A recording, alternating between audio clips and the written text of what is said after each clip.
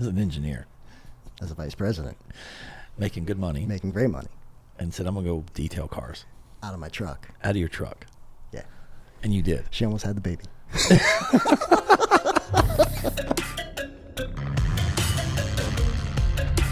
This is podcast 23. Been traveling all over the world. Wait, you talked to 23 people before you talked to me. 22. 22. You're number 23.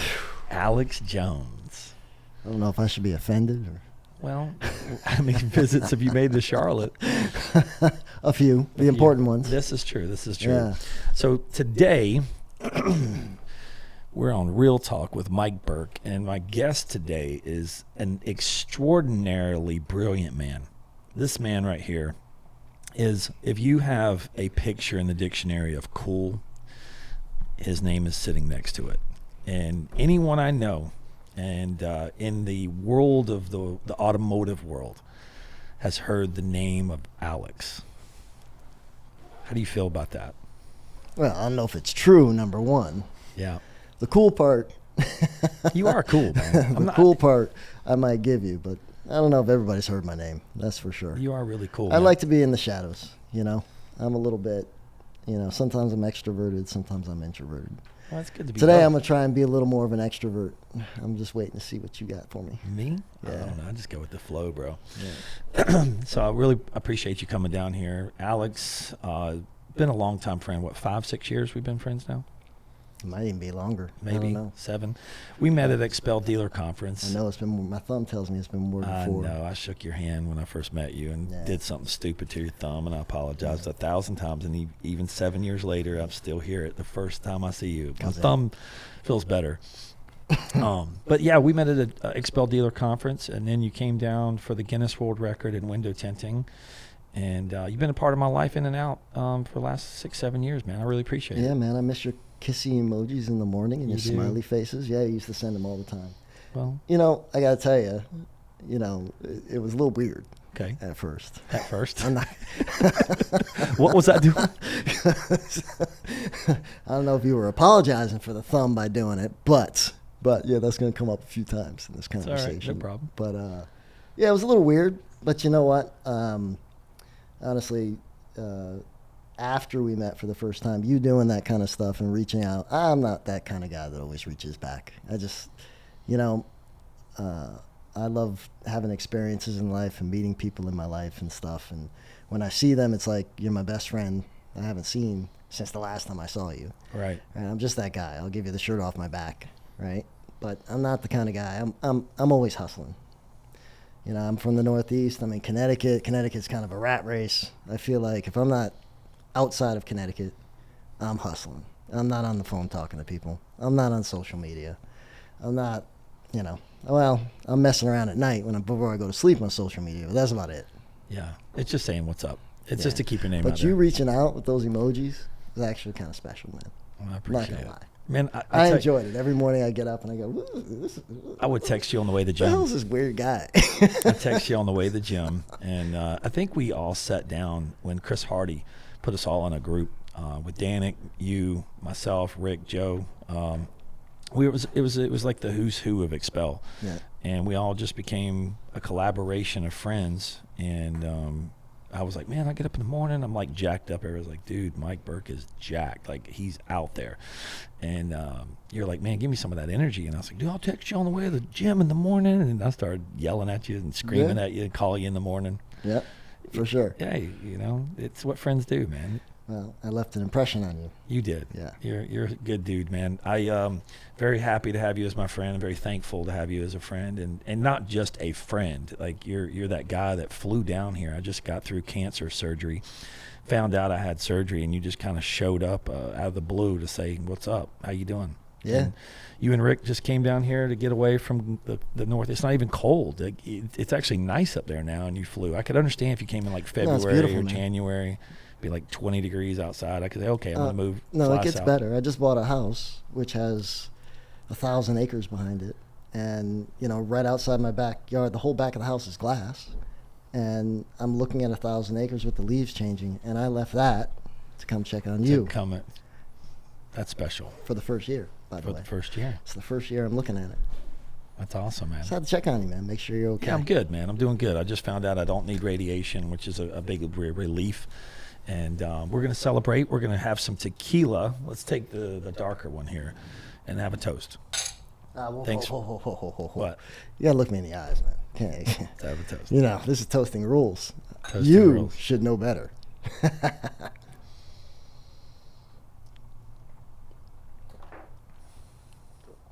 Very smooth. Yeah, really good. Yeah. You taste anything in that?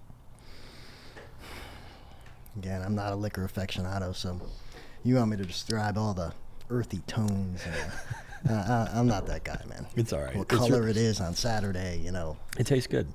Tastes good. That's So what I can tell you. what gave you the love of automotive? Like the name of your company is Automobilia, and you're in New Haven, Connecticut. Yeah, West Haven, yeah. Oh, it's West Haven. Just outside New Haven. Okay. Yeah. And this was your first business? No. What was your first business? Like, take me from high school. Man. What did you do after, like in high school when you graduated? What did you do after that? I mean, I was a cut up in high school. So What do you mean a cut up? I just, you know, I had a bunch of friends who were hanging out one day. We were always looking to figure out how to get into business, you know. And none of us had parents that were really in business, right? Except my group of Italian friends. They had the local jewelry store. And we were messing around in their basement one day, and we had a window cleaning business. Window cleaning. Yeah. I hate to say it, but it was. This is for homes. Yeah, and they were all musicians. So one of them came up with a little jingle for cleaning windows that really had nothing to do with cleaning windows. It was called Shiny Gardens. Shiny Gardens. Shiny Gardens window cleaning. Okay. Yeah. How many people were involved in that? Well, just a couple of us. Yeah. Yeah, it wasn't that successful. You're what, 18, 19 years old? No, I was 16 years old. 16? Yeah. Okay, so you had the entrepreneur spirit at 16. Always had it. That's crazy. Always had What it. was your first job, like, ever? Washing dishes. Where? A local Italian restaurant down the street from my house. Washing dishes. Yeah. I got into cars because, you know, I grew up in a family where, you know, back in the 70s, I was born in 71. And we didn't have a car in our family till I was 14 years old. You know what I mean? So my mom raised 6 kids by herself, and I'm the baby of the 6 kids. And when I was younger, you know, I used to drive in the car with different family members on the highway, and I could tell you as far as my eye could see, even at night, I could tell you what year, make, and model, maybe even submodel, if there was one, of the cars I was looking at, as far as I can see in front of us with the taillights, and as far behind us with the headlights. You ever see that commercial where the kid's in his bedroom upstairs, and then a car drives by, and the guy goes, "Oh, that's a something Camaro," and then the guy comes by again, and like, "That's a Corvette," and then comes by, and that's a Mustang. You remember that? Or, No. And the guy basically was a kid that couldn't see the car, but he could hear the car Oh, yeah. with the exhaust. Yeah. Could you do that? Yeah, something similar, but I could do it with the lights. The lights. The lights. That's what gave it away. That's what gave it away for me. Can I do it now? Nah, can't do it anymore. You know what's crazy about cars and remembering things is I've been tinting windows since I was 16. About in my mid-20s, when I was doing a lot of cars, a guy would call me up and he's like, "Oh, Mike, man, it's Joe, and you know, I had my car tinted a couple years ago, and I've got a new car and need to get it windows tinted." I go, "Joe, you drive the black BMW M3 with the spoiler with the rims that were the BBS rims, right?" And he goes, "Yeah, how'd you know?" Couldn't remember his name. Saved my life, right? Yeah. He knew me, of course. I was Lightning Mike, but I knew his car. I always know the cars that I tint. I can remember the cars that I tinted. Yeah. And Same. so when you started washing dishes, what was your next job? Delivering cabinets, and then went to college, and I was delivering packages, and then I went to school for engineering, got my mechanical engineering degree. That's impressive. Where'd you go get your degree? UConn. UConn. Yeah. Then I was a chauffeur. I worked in a multinational production company in Manhattan for the owner that I used to drive in back and forth. What kind of limo? In and out of Connecticut. No, I didn't drive limos. I drove some hot shit. Like what? Let's see. We had a candy apple grape 911 Carrera 4S. And you were the driver? Oh, yeah. We had a brand new BMW 750 IL. And you were how old? 22? That's probably between the age of 17 and 20. And you were driving expensive cars Oh yeah, and driving them fast. Yeah. in Manhattan. Oh yeah. I used to be able to get from one side of Manhattan to the other side, from the north side to the south side, on the east side, west. You know the city. 15 minutes in So traffic. you know the city pretty well. I know it really well. I'd burn about a half tank gas doing it in that 750. Yeah. So who were you driving around? A gentleman named Rick Rath. I've heard that name. Have you heard that name? Yeah, was he a I rapper? wouldn't be surprised. No.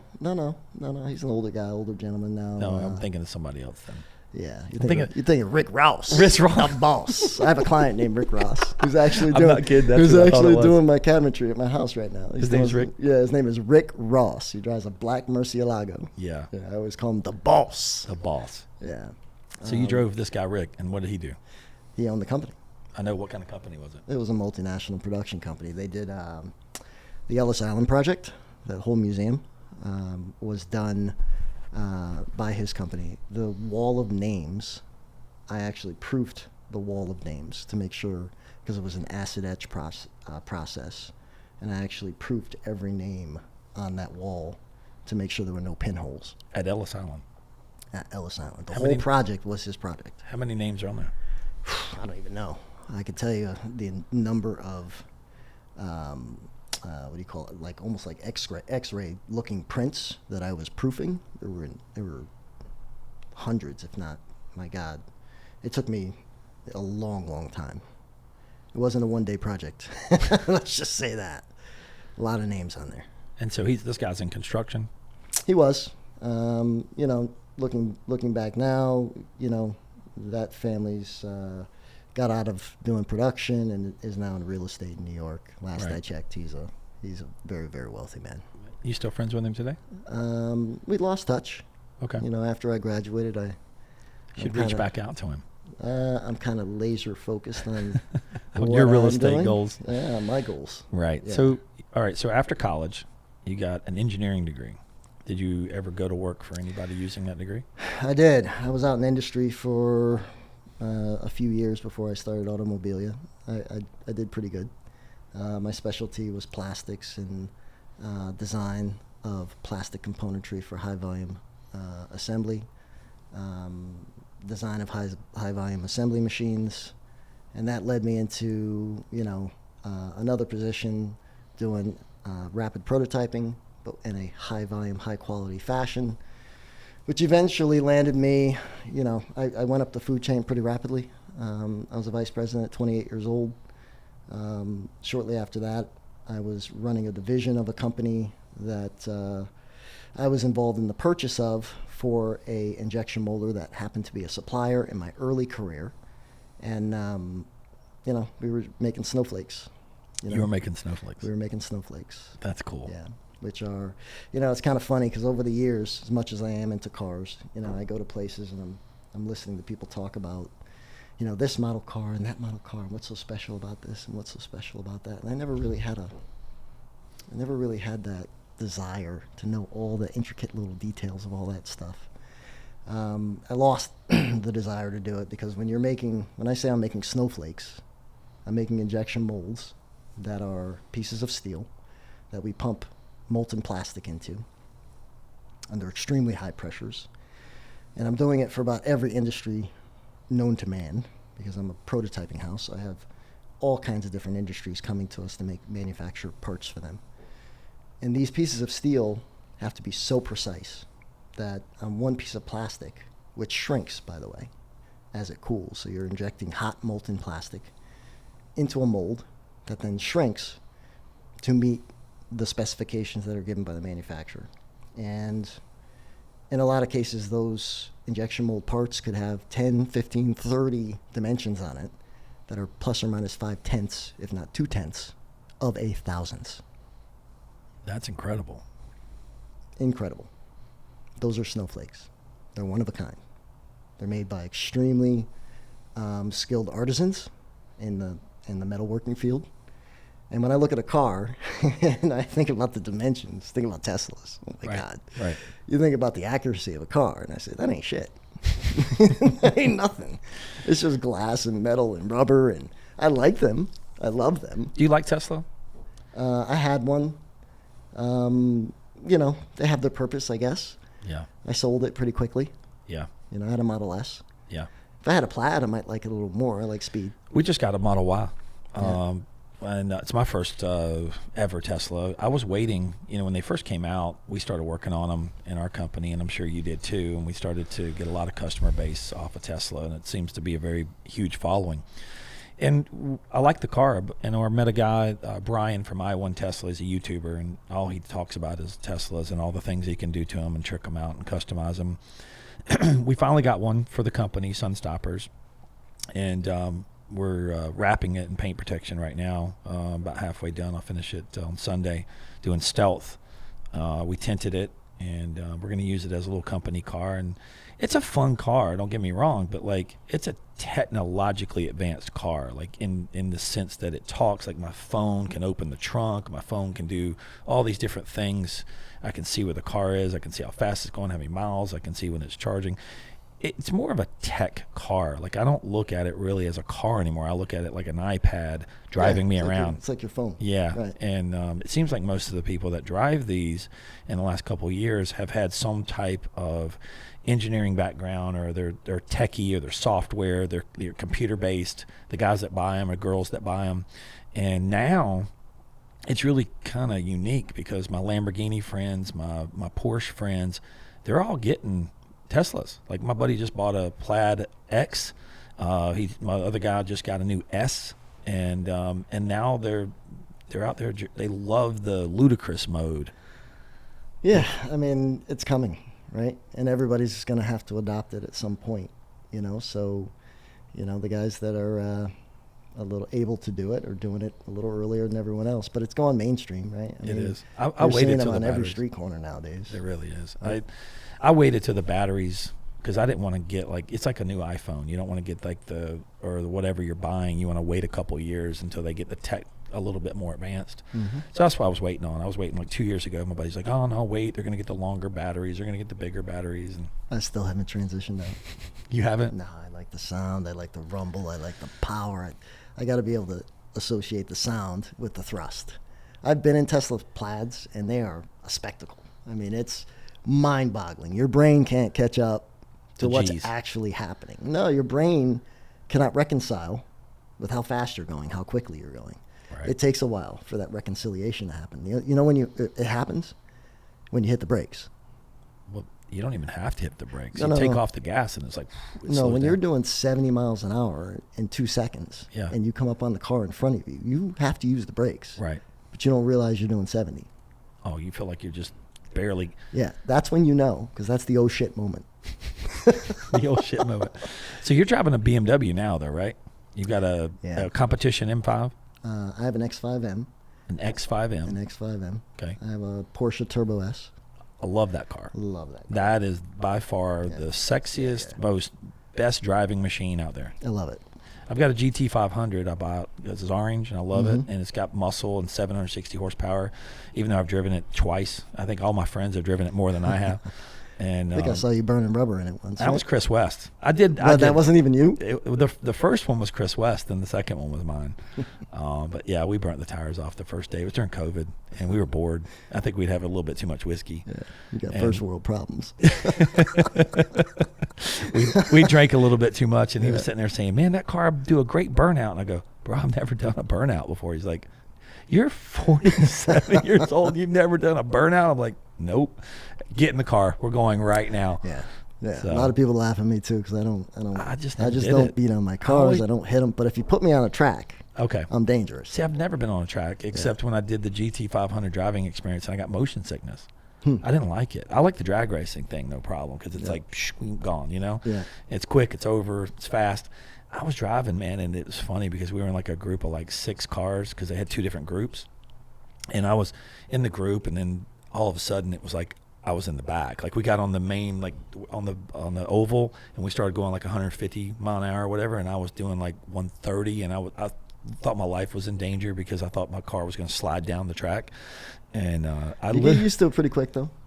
It was okay. But this was at the Charlotte Motor Speedway. So you have like an inner course, and then you go up on the actual bank and come around and then come back down into the course. My friends were telling me like the flat courses are sometimes a little bit better. They're bigger, they're more laid out, they're more drag friendly.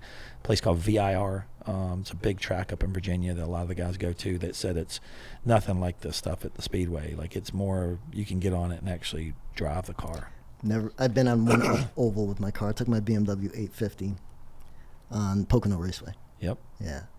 And that was, I know what you're saying. You get up on that high bank and you're just, I always thought I had to slow down into the corner. My car wasn't fast enough. I mean, it's fast. You're supposed to go faster into the car. Well, you see the corner coming. You think, yeah, exactly. You think, I'm not talking hit the brakes hard, but you think you got to ease your way into the corner. It's like, no. You can go as hard as you want to go. I had not a lot of respect for NASCAR drivers until after I did that driving experience, and I'm like, whoa, these guys are intense. Like to drive at that speed, that close, that fast, totally and bump each other. It's like it's incredible. Yeah. A lot more respect for them. Yeah, for sure. So you started working on cars after your engineering, and that's incredible. Your story is actually amazing. I did not know that about you being an engineer.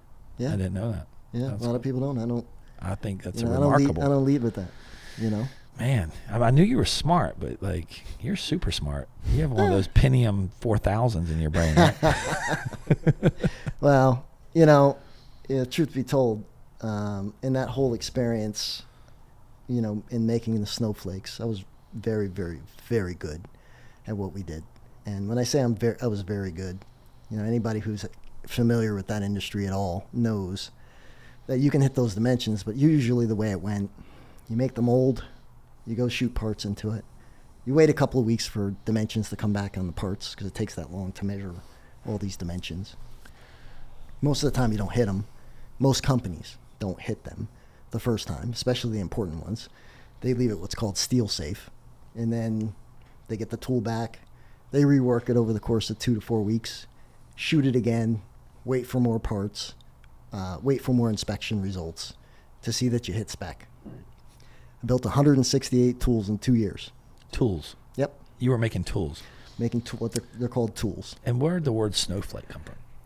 I hit first article inspections. That first time we shot parts, first time we put it in the mold, injected plastic into it, got parts, got dimensions, hit what's called first article inspections. Each time on 168 tools, 100% to spec, every time. You did? Yes. I don't know if there's another company on the planet that's ever done that. That's crazy. Yeah, it's crazy. Yeah, that's an accomplishment. So, more than an accomplishment, it almost never happens. So, not only that, we were building tools that typically took 12 weeks in 6 weeks, and still doing that.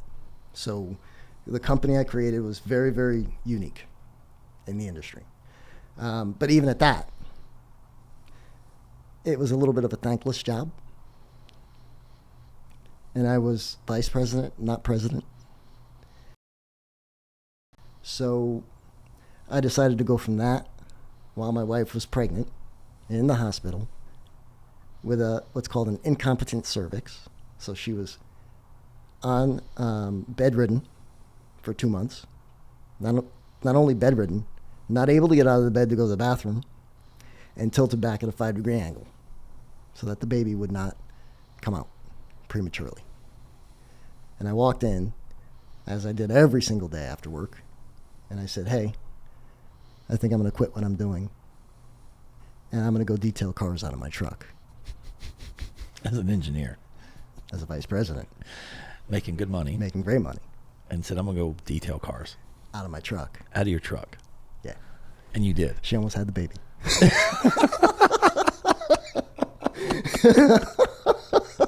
Dead serious. That's crazy, man. Yeah. That's a hell of a story. Yeah, and I did it. And you started, what was the detail name? Automobilia. You started Automobilia. Automobilia. Out of a truck. The name came about a little before that. Okay. Again, sitting around with my buddies. My Italian buddies. That's funny. We named my other business Shiny gardens. Shiny gardens. But this business, it was whole 100% you. Yeah. You started on your own. And you, Yeah. how long did you detail cars before you got a brick and mortar? So the interesting thing was I did it a little different. You know, at the time I had a Durango. I already had a black trailer. And I decided that I was going to be different. You know, I was going to show up and I was going to have everything you need to do the job. I was going to have power, water, power sprayer, circus tents that go up in 60 seconds. You know, the easy ups. What year was this? 2001. Yeah. Okay, it's been some time. It's been some time. And I would show up on a job site and my procession was 60 feet long with white tents up that went up like nothing. And while I was detailing one car, you know, invariably people would drive by and say, "What are you doing?" And I said, "I'm detailing the car." "Oh, can I have your card?" And it advertised for itself. I had to do no advertising. Within 2 weeks, I had replaced my VP salary, working 3 days a week. Detailing cars. Detailing cars. But it was springtime in the Northeast. So that lasted up until about November. And I was like, man, November. It's cold outside. It's cold out here. I'm not going to. It's going to start snowing. You can't get do some this. blow heaters? Yeah, no. What'd you do? No, it was going so well. I said, I got to get brick and mortar. You know, I had to get a building. So I found one. What year was that? It was 2001. Oh, right after. Right after Yeah. season, you're like, screw No, this. it went so well the first year that I said, I got to get brick and mortar. And I was thinking, you know, the transition from working in a truck with very little overhead was going to be easy to go into brick and mortar. Man, that was the hardest thing I ever did. What was the hardest? Like if you were to give advice to someone now that was going to do the exact same story that you did, walk me through what worked and what didn't. Now, make sure you got good credit, number one, because you may have to rely on it when things go south, right? Have some money saved, because if you think it's going to cost you X, it's going to cost you 4X, right? That's true. So, and have a good support system, you know? And if you get knocked down and you have a hard time getting up, don't do it, because you're going to get knocked down a few times. And you got to be able to pick yourself up, because most of the time, nobody's going to be there to help you get up. You got to do it all on your own. I was mobile for 3 years with the Tent Man. That's when I first started mobile window tinting. I was in the car business selling cars, and then I worked for a finance company selling finance. And everybody else thought I was an idiot. Everybody thought I was stupid. They thought I was dumb. Why are you going mobile window tinting? Like, you're going mobile. Like, yep, I'm going to every stereo shop in Charlotte. I'm going to pass out my cards and tell them. And I built a route from one store was every Tuesday, Thursday. One was every Monday, Wednesday, and Friday. And I had detail shops like yours that would call me and say, hey, I got customers that need their windows tinted. I had stereo shops, and I had truck accessory shops, and they would sell window tint. And I would do it this is my price. This is what I'll do it for you for. And then they marked it up 40, 50, 60 bucks to the customer. And I would come in, and before I left, every day they wrote me a check before I left of the cars that I tinted. And I said, if you don't pay me the same day, I won't come. Right. Because I already know some of these guys, and I know tracking them down Yep. for getting paid was going to be but you're right. When I spread I still operate that way, by the way, with body shops. Good for you. Yeah. Yeah. Yeah, and one of the things that I learned was when I was maxed out, when I was mobile, it was just me, and I knew how many cars I could tint in a day. I knew where I had to drive. I knew like drive time, and I was maxed out. My income within a year was maxed. I was capped. There was no more income. I knew by driving, going here, and servicing all these accounts that I was maxed. And then I said, okay, I got Lightning Mike's, opened up my first brick and mortar store.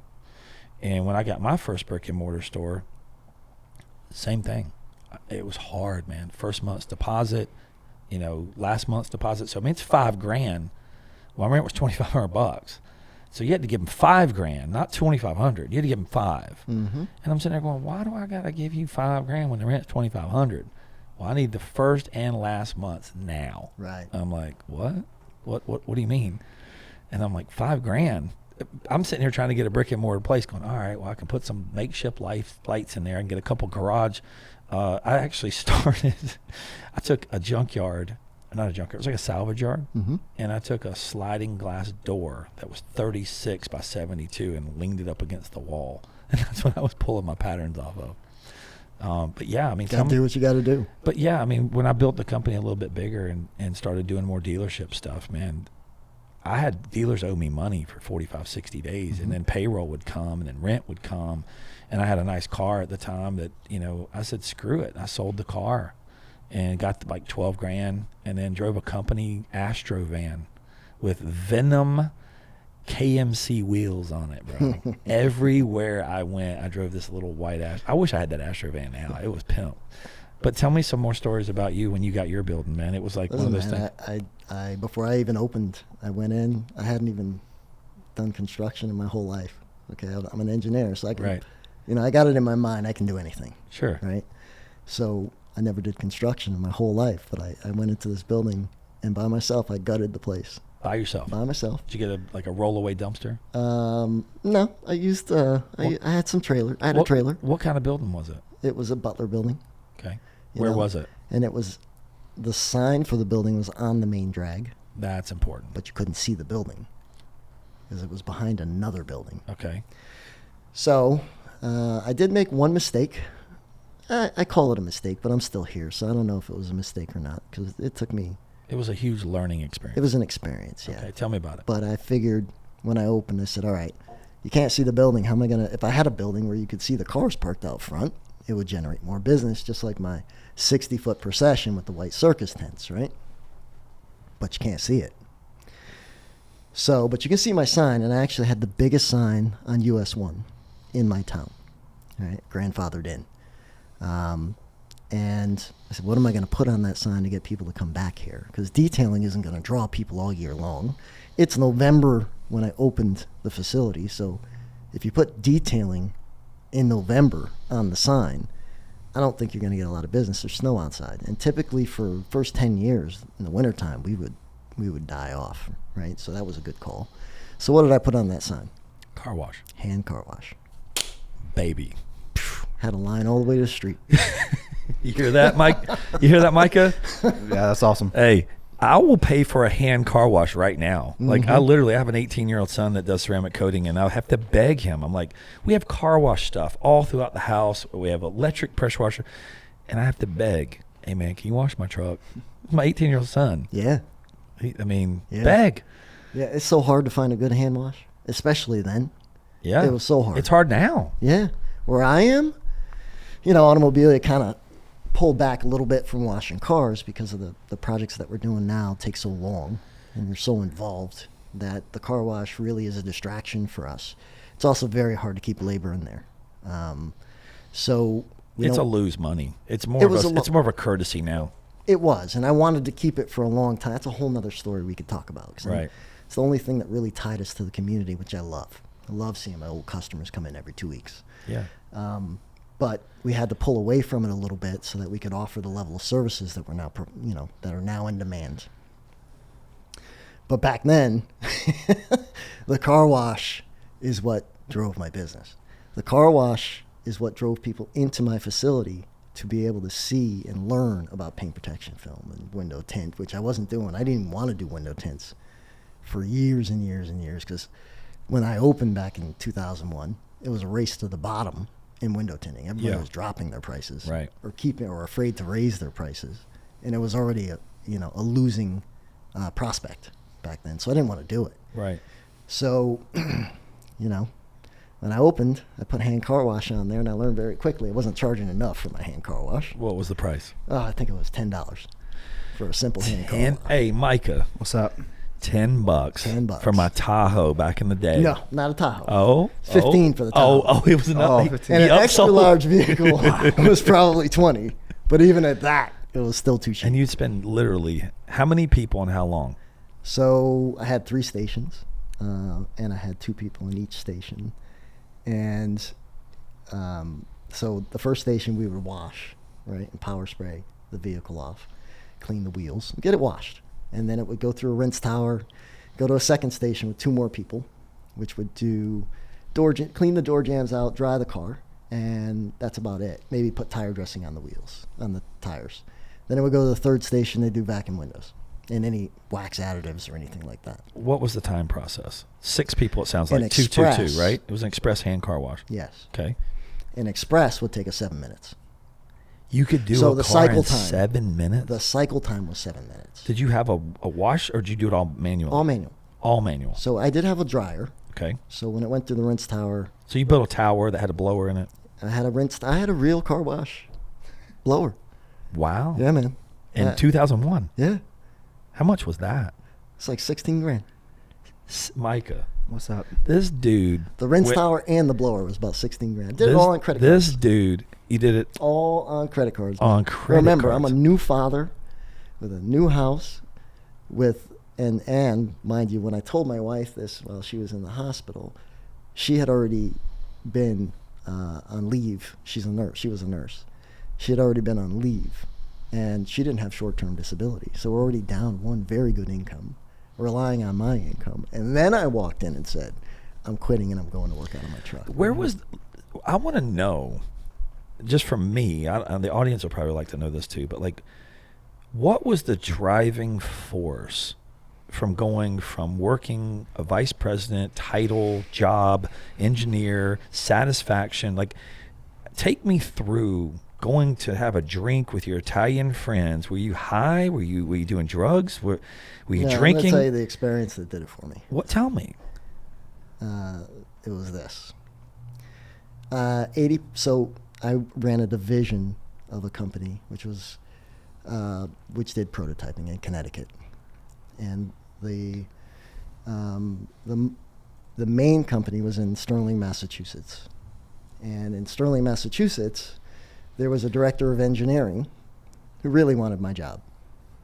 He was older than me. I'm 30 years old. He could not stand you. Could not stand He was me. making your life difficult. I had to go. So the main company was 80% of my business. I was supplying them for their customers, the prototype molds. They had 30 other vendors that did the same thing, by the way. That's how big they were. What tool company was it? I'm pretty much number 2 in the company. Okay. What tool company? Cycles. What's that? Cycles Incorporated. It was a high volume injection molder for all industries, clean room injection molding. I was doing a project for the engineers that were up there, and I had quoted it, and I forget the exact details, so it might be a little off here, but the story's going to go, you're going to get it. I quoted something in like July. My quotes say good for 30 days. Didn't get awarded until like now, October-ish. They take 6 weeks to produce. And I said, when they asked me what's the delivery day, I said, it's going to be 6 weeks and 3 days. I said, what do you mean 3 days? Well, I said, there's Thanksgiving's coming up. And when I tell you it takes 6 weeks to make these molds, it's going to be 6 weeks. But now my guys are going to have 3 days off for vacation, so it's going to be 6 weeks and 3 days. And the director of engineering looked at me. There was silence on the phone. He goes, no, it's going to be 6 weeks. And I said, well, let me paint the picture a little differently for you. We both work for the same company. Even though I'm Cycles Connecticut and you're Cycles, we're all Cycles. What you're telling me is that you and your engineers, you can all go home, sit around the dinner table with your families, and enjoy your holiday. But me and my guys, we can't. Silence. And he said, yeah, that's what I'm telling you. Now you're telling this to the guy who competes against the other 30 vendors you have. And not one of those vendors, over the course of 20 years, Have been able to do anything in 6 weeks have ever been able to produce a tool at all in less than 12 that weeks. did not have to go in for rework to rework. meet specification. Right. And you're talking to a guy who's not only been able to do it in 6 weeks, but he did it at the time probably 158 times in a row. On time. On time. And he's, and excuse my language, fucking with you. He's fucking with me. And the owner of the company, even though he had a partner in the company, and the partner wasn't allowed to sign checks, but I was. I'm really equal with the partner. But the owner did not like to get involved in, he wanted me to be able to handle, what's going on between the two companies. And so what'd you do? there was no handling. You just told the guy no. I told him it's going to be 6 weeks and 3 days. He said either like it or find somebody else. I said, look, I tell my customers that. I still have 20% of my own customers. I tell them 6 weeks and 3 days. They all know I deliver tools that meet specification on first shots. Right. Not 6 weeks later. Right. You should know that too. So when I say 6 weeks and 3 days, hell, you should be telling the customers that if I hit 6 weeks and 3 days and I meet inspection on first shots, I should be paid double for the tool. Because for you to get to market faster, you're going to make more money faster. That's what we used to do at the previous company I worked for. And they wouldn't adopt that policy. That's badass. Yeah. You should be upselling me, not telling me I have to do it on your terms. It should be on my terms. It was more of a pride thing. It was more like, listen, I'm kicking ass, taking names. I'm Michael Jordan of this industry right Correct. now. I'm young, but it doesn't matter. Nope. Here's the thing. If you're Kobe Bryant at 19, and you're playing against somebody that's been in the league for 10 years that maybe is like 30 or 29, and Kobe comes in and dunks on your ass and scores 50, and you win the game, the guy that's 29 years old needs to go over and say, thank God we got him on our team. Right. Thank God. Right. Thank God we have him on our team. Wasn't like that. So the guy that I was talking to on the phone, he lived in Connecticut and commuted to Sterling every day. He's been in the industry, 3 times as long as I have. And he just couldn't believe that I was doing what I was doing. Well, the proof is in the pudding. He was jealous. I don't know. It's jealousy or whatever it may be. Jealousy. He wanted to try to sabotage you. Whatever it may be. Yeah. He tried his hardest on every tool we produced to sabotage me, and I still did it. Don't want to go against you. No. You don't miss making tools, do you? You don't. I actually do. Do you really? Yeah, I really enjoy it. I really enjoyed being able to look at a extremely intricate part and in my mind be able to see it in 3D, break it apart into the two halves of the mold, know how it's going to slide together so that you don't get any what's called flash between, plastic finding its way in places between these two parts, these two pieces of steel where it shouldn't be. And being able to overcome the forces. We're talking tools that were getting injected with 40, 60, 80, 100, 500 tons of pressure. So the plastic's getting forced in with that much pressure. What does steel do when you get, when things get pushed against with that much pressure? Hell, you create diamonds, right? Steel moves, and I still have to hit the dimensions. And I'm able to do that between this and a computer. That's badass. When's the last time you actually made anything like that? 2001, baby. 2001. I left and never looked back. Is that company still in business today? That company not only went on to double and triple in size and then go international. I do wish I was a part of it. I love the guy that owned the company, Larry. He's not here anymore. Larry Martin. And I haven't kept touch. I was so disturbed by that experience. It was really personal, right? Right. I was so disturbed by that experience being, like you said, the Michael Jordan of the industry, but in the background. Right. I never put my peacock feathers up. I never walked up into the company in the north and said, hey, look at me. You didn't flex. Never. You never flexed. I never flex. You still don't flex. I still don't flex. Well, your shoes flex. Nobody knows. Your shoes flex. I've been in Manhattan with you, bro, and your shoes flex. I just don't. But you don't have to say a word. Listen, your shoes flex. You don't tell people what you can do and who you are. You show people. Yes. You show them. You don't talk about it. But you can show them and talk about it too.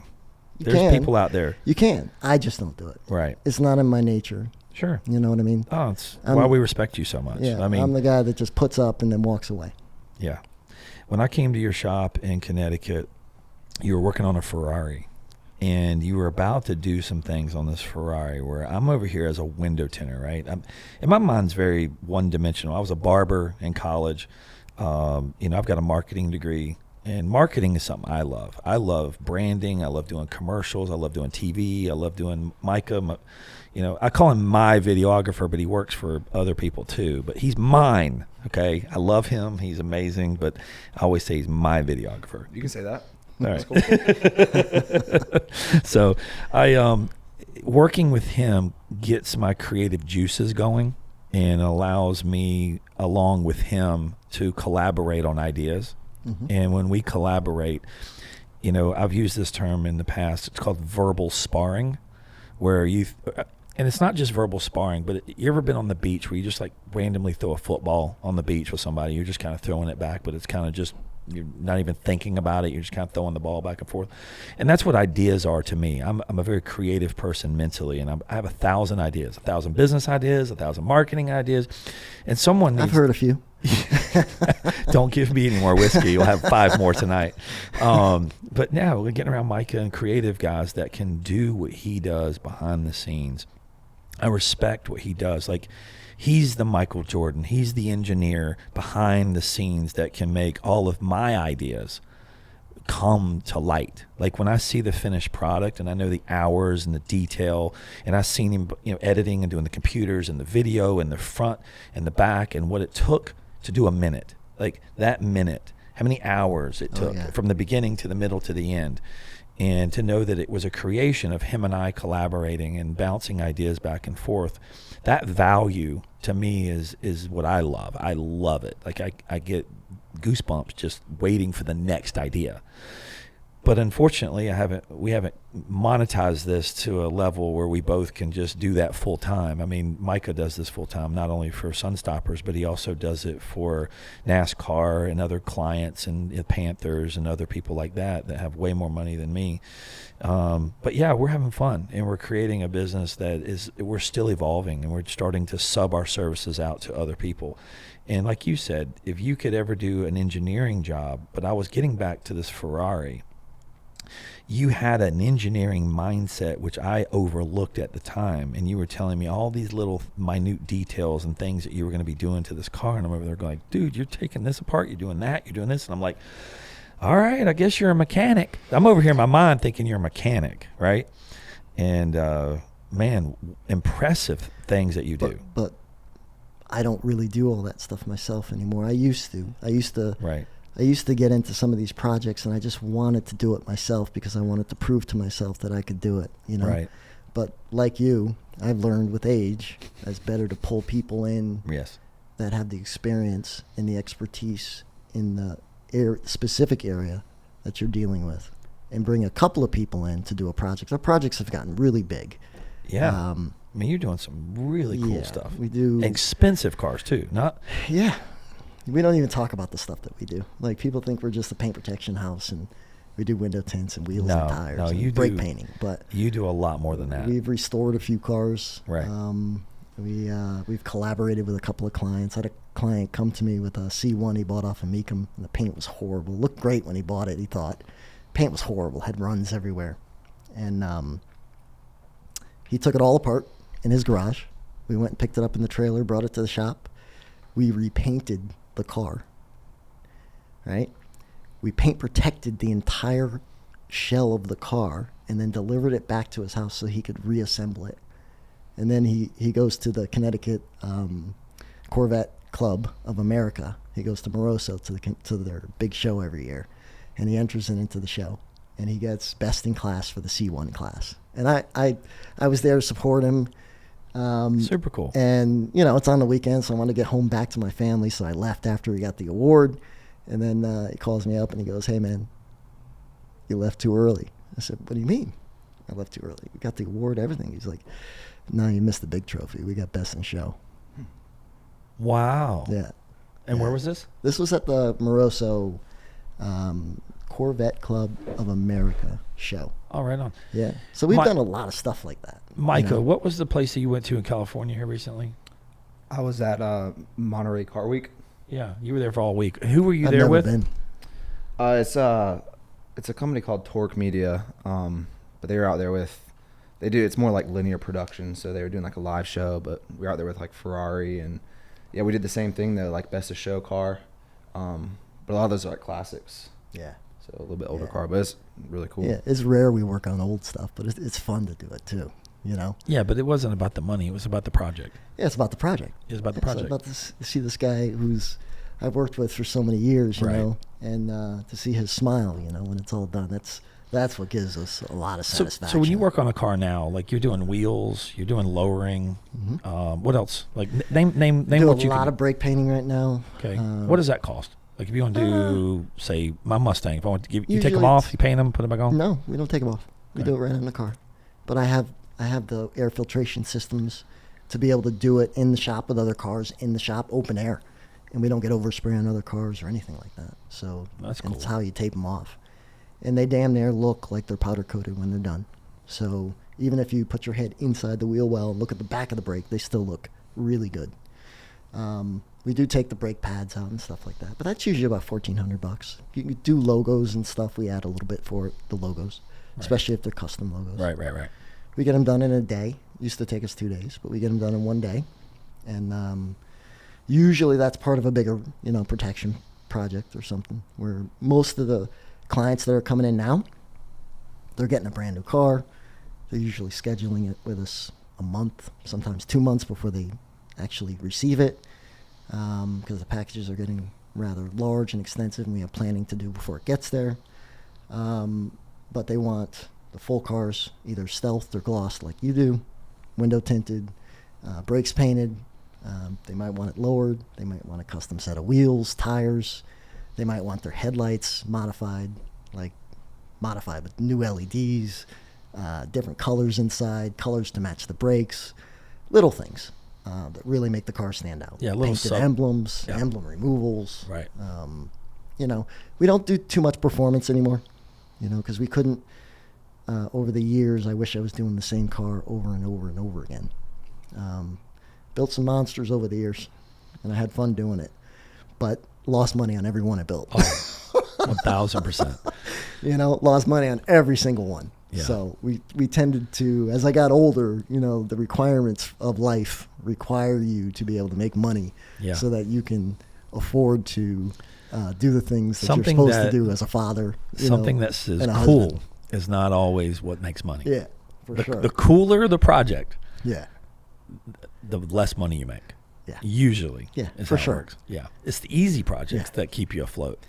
Yeah. And it's the repetitive projects. Yeah. I always say you want to eat a hamburger every day and a steak dinner will fall in your lap every once in a while. Yeah. Just keep that hamburger coming every day. Yeah. But you got Christian. This is your nephew. My nephew, man, he's my right-hand man. He's amazing. That Yeah, he dude's, is. man, he's so charismatic. I swear, if you could see a baby rock, he's just so charismatic. Like he lights up the room. He's such an energy. Yeah, he'll sell sand to a camel. Oh my God, I'll buy sand from Yeah. him. I mean, And make him he'll believe tell me it. it came from Yeah. Mars on SpaceX, and it's got some like speckled, whatever. For sure. Yeah, Yeah, yeah. You don't want he'll make you drink the water out of the fountain and pay for it. If you get in his presence, man, it's over. It's over. It's Yeah, I know. dangerous. He's a ladies' man too, even though he's got a good lady. Yeah, He's a well, smile. He's got such a charismatic smile. That's debatable, and I know he's going to watch this, but It's all right. It's debatable. Nah, I've seen it in action. Yeah. It doesn't matter wherever we go. We can just be walking through a bar, and he'll have 3 or 4. Listen, he's a good-looking kid. He's a great looking He's guy. a good-looking kid. I don't see it. People say I look Nah, like him. I you still don't. don't. No, Thank you. you don't. I still don't see it. No, But people do say he's the genes are strong. He's what's that modeling comedy where you the guy was the Zoolander. Yeah. He's Zoolander. Yeah. Yeah, you walk in, I'm super good looking. Yes. And then what he said? Yeah. That's funny. It's got no game though. That's No right. game? I said it. Hey, Christian. you know the thing is, you can look good. It's like a freshly waxed Listen, car. I don't know how he got Mariana. For those of you who know, she's gorgeous. Mariana, Yeah. she's She's stunning. inside and out. Yep. Well, it's always those fancy cars that look polished on the outside that have zero, like they have you go, man, this car looks amazing. It's super fast. Well, it's got a turbocharged 4-cylinder. And you're Mhm. like, what? It's got a 4-cylinder. Yeah. Like, but the outside's like amazing. Rips on the interior. Yeah. What is that? The Lotus? Spree. You look at the car, you're like, oh, that thing looks pretty cool. Yeah. Looks like a Fiero that grew up. Yeah. You know that car? Yeah, I do. What is that? It's a Spree, right? It's a Lotus. The Lotus Esprit? Yeah, what are those cost? What's one of those cost? They're not even that expensive, are they? I had a guy come in one and he thought it was a Ferrari. Like he came in and acted like it was a Ferrari. And I'm like, bro, it's an overgrown Fiero. Listen, man, a lot of people love their cars. You know? I did a full body wrap on a Jeep Compass once. A Compass. I'm serious. A Compass. Jeep Compass. That's crazy. Has anyone ever done a full body XPEL Ultimate Plus wrap on a Jeep Compass? on paint protection Yeah. on the whole Jeep. This was years ago. That's crazy. Yeah. Well, Christian must have got a hold of them. Yeah, he definitely. That tells you the power of Christian Mead. That's crazy. Yeah. So you're doing real estate now, right? A little bit, yeah. I'm diversifying, and Christian's allowing me the time to be able to do that. I am semi-retired, Yep. How old are you? 51? going on 52 in another 2 months. That's what's up. Yeah. You look good though. Yeah. I mean, you got a little color in the hair. I mean, the Yeah. girls like that, the little salt and pepper thing. A little bit. They do. You know, they say black don't crack, so Oh, you're I not guess black. I'm evidence of that. You're not even black. What is your mixed race? You must like. I'm Italian and African American. Are you? Yeah. I was about to say. Actually, more Italian. More Italian. Yeah. I see. Slightly more. Slightly more. It's in the nose. It's in the nose. Do you speak Italian? No. No. No. Buongiorno. Can you make a really good pizza though? Yeah, if I try. Just got back from. Went to Rome and Venice about a month ago, and everybody's like, "Oh, you got to eat the pizza. Got to eat the pizza." Bro, the pizza was horrible. No. It wasn't even that good. Dude, I'm from New Haven, okay? New Haven is like the pizza capital of the world, Yeah. all right? Is it? Yeah. Who it's- said? Come on, man. We got Pepe's, Modern. Forget about it. They're good? Yeah. Come on, man. We got Zupardi's. Joe's Pizza in Let me Manhattan. not forget Zupardi's. Joe's okay? Pizza in Manhattan's good. Just look at Barstool Sports, baby. We're Really? all over it. Yeah. Wow. Yeah, we were in Venice and in Rome, and I had a pizza literally every other day trying to find like the perfect pizza. And do you know where we got the best pizza? Where? Croatia. Really? I was in Croatia in a place called Split, and it was a whole historical place. And we were coming down this like little road, and there was no indoor seating, but it literally you had like a I don't know, something attached to the wall and 2 seats, and the table was no more than probably 18 by 18. Everything's smaller over there, isn't it? It's so small. so I'm over there, and I look inside, and I go, and I always like to look at the food first before I order it. Like Yeah. if I say, oh shit, that pizza looks pretty good, I'm about to get one of those, right? And this guy had this specially made Italian oven brought in that was like, it cooked at whatever degree, I don't even know, 1,000 degrees or whatever it is, right? But it cooks a pizza in like 90 seconds. 90 seconds. And it was good. It was the best freaking pizza. I have a picture of it. It was one of the best pizzas I've ever What eaten. was it, like a 3,000 degree oven? What? Something like that. Yeah, it was like one of these really hot, super hot ovens that cooks a pizza in like 90 seconds. Yeah. It's like a microwave, but an oven, right? And it was good. It was so good. I mean, the bread was authentically just. I think I need to go over there with you and we can taste test this. I'm telling you, Yeah. And then you come back to New Haven and you tell me what's good. I will do that. Yeah. We can definitely do that. But yeah, traveling it definitely opens up your palate for seeing other foods. Now the fish, I will tell you, in Croatia was probably the best fish I've ever eaten. It was right out of the sea that morning, cooked it right there. And just the pride that they take in cooking their food was really, really good. I've been there, but the best fish I've ever had was in Saudi Arabia, I've never been coming there. out of the Red Sea. Yeah? Yeah. What'd you eat? What was it? Dude, You don't even know what fish it was. It was I just couldn't good. even tell you what fish it was. All I know is I went with a second tier Prince. Okay. Okay. Well, that's why we you had a good food. You were with a freaking 16 Prince. foot by 16 foot table that you could only see the table through the spaces between the plates. Full of seafood, all eaten by hand with the unleavened bread. Oh, it was the best seafood meal that will never be repeated, I think, in my Saudi entire life. Arabia. Unbelievable. When did you go there? When I was doing Bray. They took you over there. Yeah, I went over there for a training mission. You were training people? Yeah, That's with great. Alan. Oh, right on. Yeah, yeah. That's cool. It was an experience. We went over to a couple places in Saudi. We went to Kuwait. How was it, really? Was it safe? I mean, was it nice? Yeah, Was it I felt okay? safe until I had one experience where I got dropped off by an Uber. I In the took wrong- an Uber to go to a restaurant named GAD, G-A-D. And I guess I didn't know because I don't know where I am. And we're in, where were we? In Jeddah, I think. And no, we were in Riyadh. And, that's where they stormed the American compound, right? So you could imagine, you're the sentiment for Americans isn't that great over there. Sure. When you're on your own. But I look a little Saudi, so I could pass, right? Yeah. So I was they had two facilities there we were training in. Alan was in one, and I was in the other. So Alan went with the people he was with to go have lunch at this restaurant. So they sent me an Uber to go bring me to the restaurant. And they dropped me off at a restaurant, GAD, and I get out of the car, I walk in, and there's a male side and a female side, right? And a family side, female or family side. And I walk into the regular side, and I don't see him. It's packed. And I walk all the way through the restaurant. There's probably a good 60, 70 people in here. And I go all the way to like the serving station before I open my mouth because I didn't want to speak English in there. And when I did speak English, I was like, hey, I'm looking for my party. It's a big, tall, white guy. Because, Alan's bigger than you. He's Yeah. like 6'5", right? And they're like, no, he might be on the other side, right? And again, I'm new here, so I don't know what's the other side. I didn't know it was family side or female side. So I said, okay. But when I opened my mouth and I asked, the whole restaurant behind me got quiet, and they're behind me. No. You could hear crickets, man. So I walk out the back door.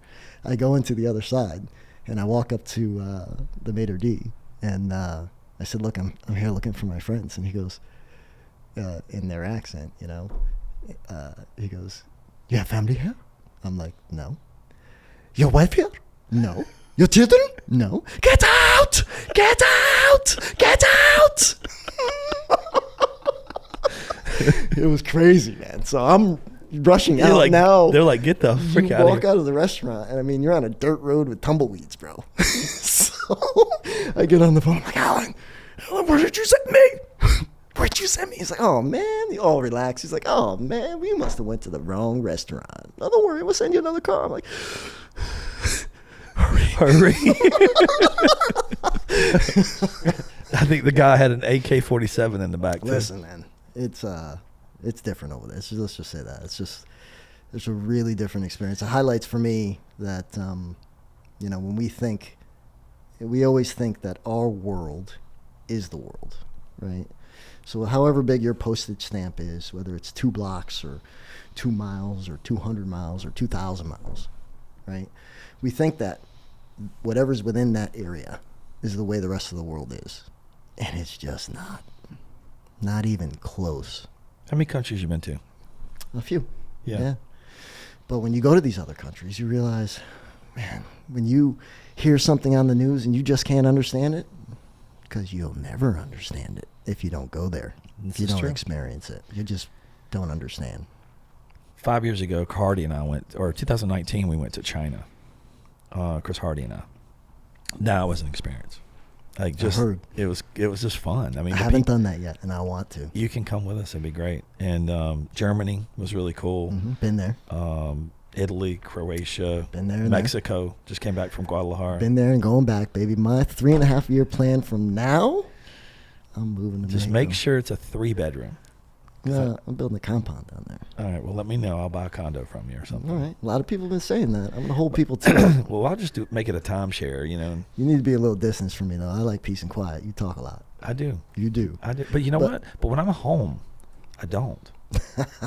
I don't. I don't believe that. I don't believe that for a second. You believe that? Micah. Micah. No you shot. believe- No shot. No Micah, shot. Micah, there are times that I do talk a lot, and then there's times I shut down. I do. My batteries wear out, and I don't want to talk. And I'm on my phone or I'm working. There are a lot of times that I'm just completely zoned out. Like I fly 10, 11 hours. I don't think I talk to a single person. Is there? I wish we were like, you know how they put the poll when they do a story. I wish we could put a poll out right now and ask the audience how many times you heard Mike Burke quiet. More than you would know.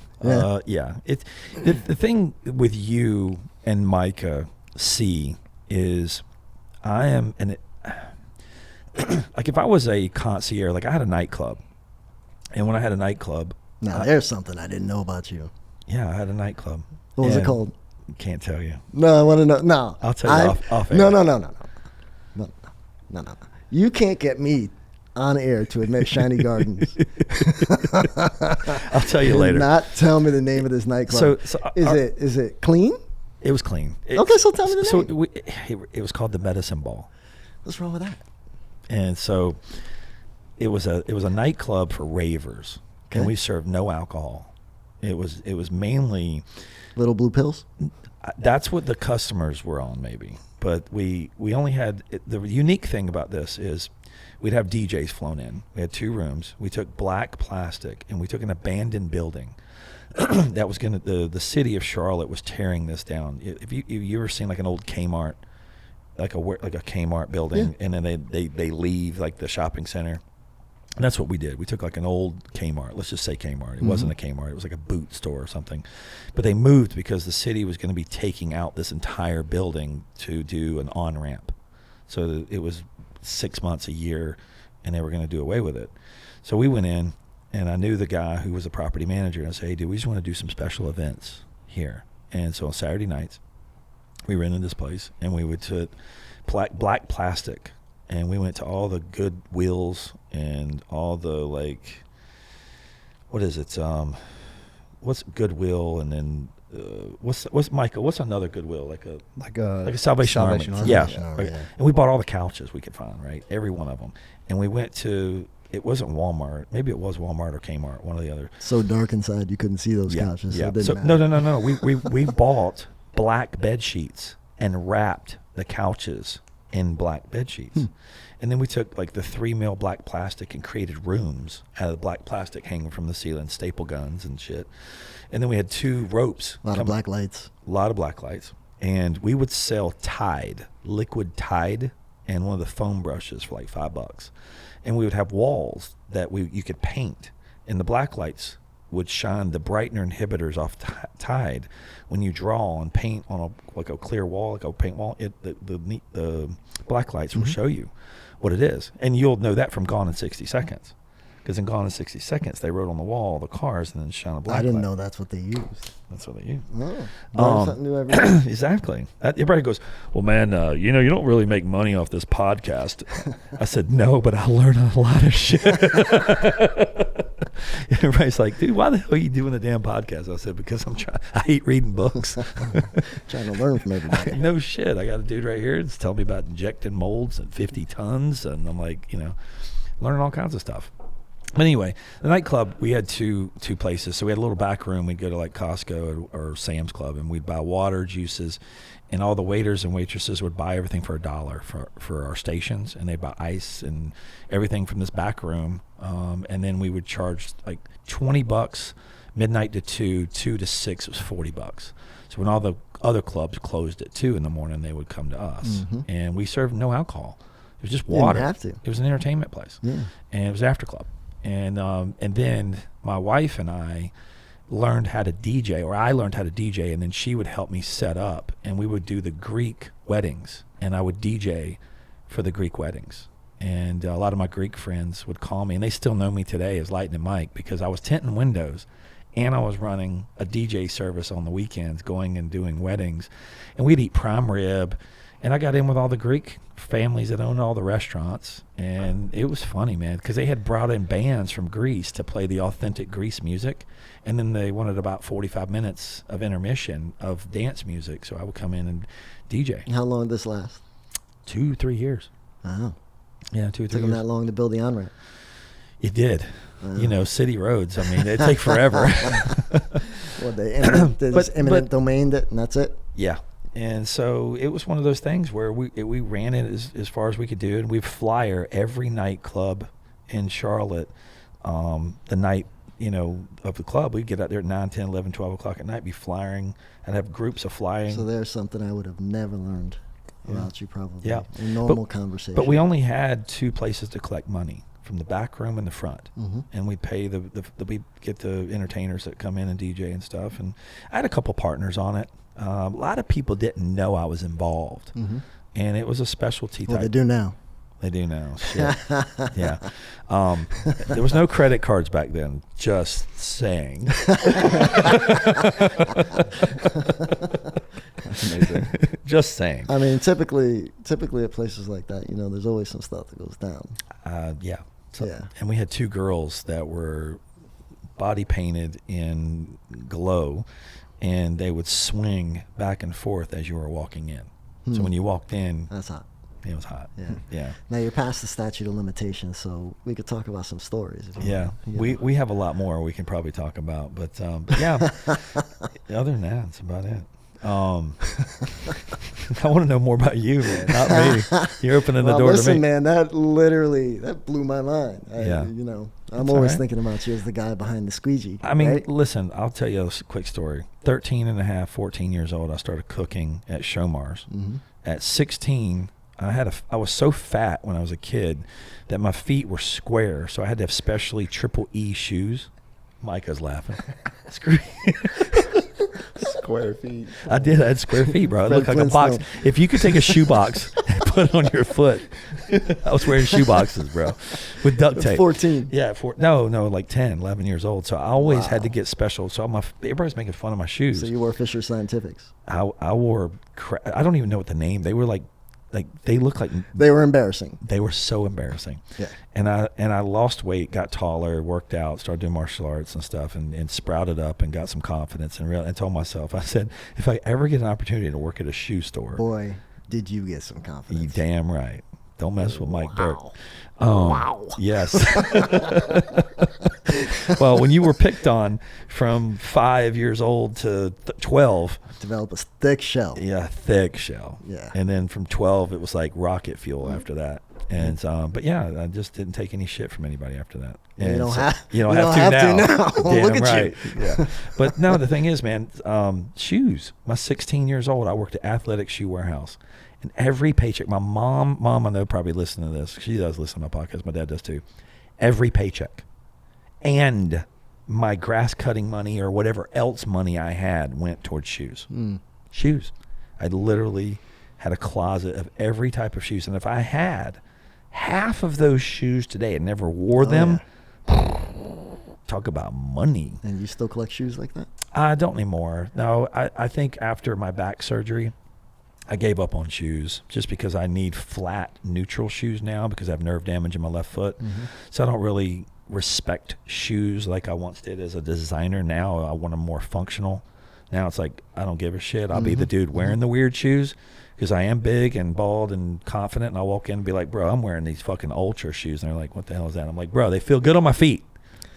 There's a lot of things that changed in the process of me, building my business, right? Yeah. Changed all around me. One was the fact that people are paying more for a shoe than it's worth. Right. Number one. And second is cars appreciating in value after you buy them, like the minute you buy them. Right. It's mind-boggling to me that it actually occurred. I thought it'd never occur. I never thought you'd buy a car and made money the day you bought it. Right. Now, the Turbo S, Right. they're getting 100 grand, 50 grand over sticker. Now you don't even have to take possession. Just get the allocation and You sell get the alloc- allocation. Sell the allocation. Don't even take the car. Z06, I heard guys were getting 20 grand over. Yeah, it's nuts. The industry is just Yeah, but it's slowing down. I'm starting to hear. Is it? I am. I'm not kidding. In the last 30 days, I have a couple managers that work at pretty nice dealerships. And Rolexes too, right? In the last 5 years or 3 years, you go try to buy a Rolex and they're like, good luck. Today, I'll show you on my phone. Lady from Finks, I went into in March. I just went in for shits and giggles. Said, hey, I'm looking for a little Daytona, blah, blah, blah. Watch, if you get one, can I get on a list? Can I get on a list? Let me know. Today, the lady sends me Rolex. I got a Rolex in that we talked about, and it's like 13 grand. And I looked on Chrono, and they're going for 18. And it's pretty ugly. I don't know if I'm going to buy it. But that's probably why it's for sale. It's 'cause it's ugly. But no, the thing is, it's softening right now because of interest rates. I think interest rates at 7% on a house. My buddy says that 20 people came in trying to buy a car the other day. I mean, he sells like trucks and Jeeps and all kinds of shit. And he was just like, man, only 5 qualified because the payments at the interest rate level now at a $60,000, $70,000 cars, you know, people even with money, when money was 2%, 1%, 0%, people were buying shit like crazy. They couldn't afford. Right. Because they could afford it because the interest rate was so low. It's free Now, it ain't free money no more. No. Now it's catching up. Yeah, it's interesting because in real estate, you know, I don't know what's going to happen because right now, you know, interest rates are going up. The price of the houses are really high, so the average guy can't afford anything yet. You know, I'm going through some real estate purchases right now that had, in one particular instance, we not offered cash, we wouldn't even be in contention to buy the property. So, you know, there's so many cash deals that are going on. I'm actually going through 2 deals right now on the real estate side, and both of them are commercial. The one we're doing cash, the one we're doing a loan. And both of them are, if we hadn't offered cash for one, we wouldn't be getting it. The other one, it kind of was preordained that I was the one that was supposed to own this piece of property. So they really didn't look anywhere else. But I'm being run so hard through the ringer to be able to get this to try property, to qualify for it. I'm qualified, but they're going deep. Yeah. Very deep. And I had to overpay. And I had to overpay because if I don't do it, someone else is going to do it. Sure. And I happen to also rent a space in this particular property. Right. And either I raise my rent on myself or someone else comes in and they're going they to raise the rent. Yeah. I would rather raise the rent on myself. You're damn right. Right? Yeah. So, and I had to overpay. I didn't want to. I actually went back to the building owners and I said, I'm not willing to pay more than the appraised value. And they said, okay. And I let them sit for a weekend. Hopefully they came to their senses, what I thought would be their senses. And no, you were the one I heard crickets. I heard crickets. Meanwhile, I call around all my buddies in real estate and I'm like, man, should I be doing this? Should I not be doing this? And one guy that I know in Connecticut, who's one of the most prominent commercial real estate guys in Connecticut, said, listen, he goes, the amount that you're paying for this building is really, it's a lot to me. He goes, but to most people it's peanuts. He goes, I got customers driving around with that in their cars, and they're not even looking at the properties. They're driving around, looking through a fence at something overgrown, pointing at it and saying, I want that. I'll close in 30 days, full cash. No inspections, no environmentals, no nothing. I just want it. That's what you're competing with. So you better get it. So your rent on your building now, what is it? I'm never going to disclose that, but it's favorable. Well, good. Yeah. Everybody always asks me that. Yeah, and I've been to your building before, but the thing is, and it's not that I really care, but comparable to a South, like in the South, our building, like the building we're in right now, is I've one of my been son's very suburbs. fortunate and very lucky. Okay, got it. Yes. Right. And I know I am. So you're favorable. Yeah. Got it. Because you've got, hold on, I'm going to guess, 3,800 square feet? No, I have 55. Oh, it's 55. 55. It's just really open. Yeah. Okay. It looks bigger than that, right? Because it's open. You're a little shy Okay. on that number. But I think you were doing construction when I was there last. You had the car wash bay under construction, so I was. I might have knocked the wall down since then. Took over 2,000 more square. That's what happened. Yeah. You took the building next door because you were building a pit for car wash the last time I was there, like 3 years ago. Yeah, it might have looked smaller, but at that point, if I was building the pit, I already had all 55. Okay, got it. Yeah. Okay, I need a lot more. I actually already have another storage facility. As you know, before COVID, we Yep. were opening a 40,000 square foot storage facility. Yep. And we're having a really big opening event 2 weeks after the state shut down. So I had to put that to the wayside. And it ended that. And it ended it very abruptly. Mm. Yeah. Yeah, that sucked. Are you still hand washing cars? We do. We do. Select clients. No. We try to open up pockets of the schedule in this first come, first serve, right? So I don't want to turn away any of my clients ever. We do know in this business, I think I see a lot of companies out there just supplying, the high-end coatings and the high-end services that we do, but they don't give the customer anywhere to take care of it. This lasts for years and years and years. If you're not taking care of it, someone else is. And if someone else is, and they decide that they're going to provide those services as well as the services you are, you have a very high likelihood of losing that original customer. Yes. Right? And we never wanted to do that. So we open up pockets of the schedule for people to come in. And I like to see people that, we've done work for over the years. How many days a week you still there? You go there a couple days a week here and there or no? It depends. There's some weeks I don't go in at all, and there's some weeks I go in every day. I'm there if Christian decides he wants to go on vacation, which he gets to decide that. Notice how I said it. Mm-hmm. And he decides often. But I go and I fill in. How many employees do you have? Right now, I think we're up to 11. Okay. We have a couple of subcontractors that we work with. You feel comfortable giving me a gross of what you did last year versus this year, like sales-wise? Our growth pattern has been really good over the years. We're continuing to grow. Do you think you've reached a cap of growth? For the size that we're in, I would say almost. Okay. I need to expand. Yeah. I need more space. Killer. Do I want to get bigger? That's the big question. It's profit. I always look at space versus profit, like profitability. If you get more space, how much are you going to waste? We also don't have just 3 profit centers. Yeah. I have like 9. Yeah. Or more. Right. I lose count. We do a lot of things. So when you're mixing in these different profit centers and different things that you have to coordinate, different subcontractors. Cars leave my facility sometimes for body work. We don't do body work in-house. We work with someone we've been working with for 20 years. And, they have to leave the facility for that. We used to do our own mechanical, but as the years have gone by, and I've done enough projects where we aren't making any money on them, but clients still come to us because they want it done right. Over the years, I've been able to source, businesses that produce good work, and we subcontract certain services to them because we know we're going to get it and deliver a product that we can put our name on. But you have to be able to coordinate all of that. You're the GC. Yeah, we're a GC. Yeah.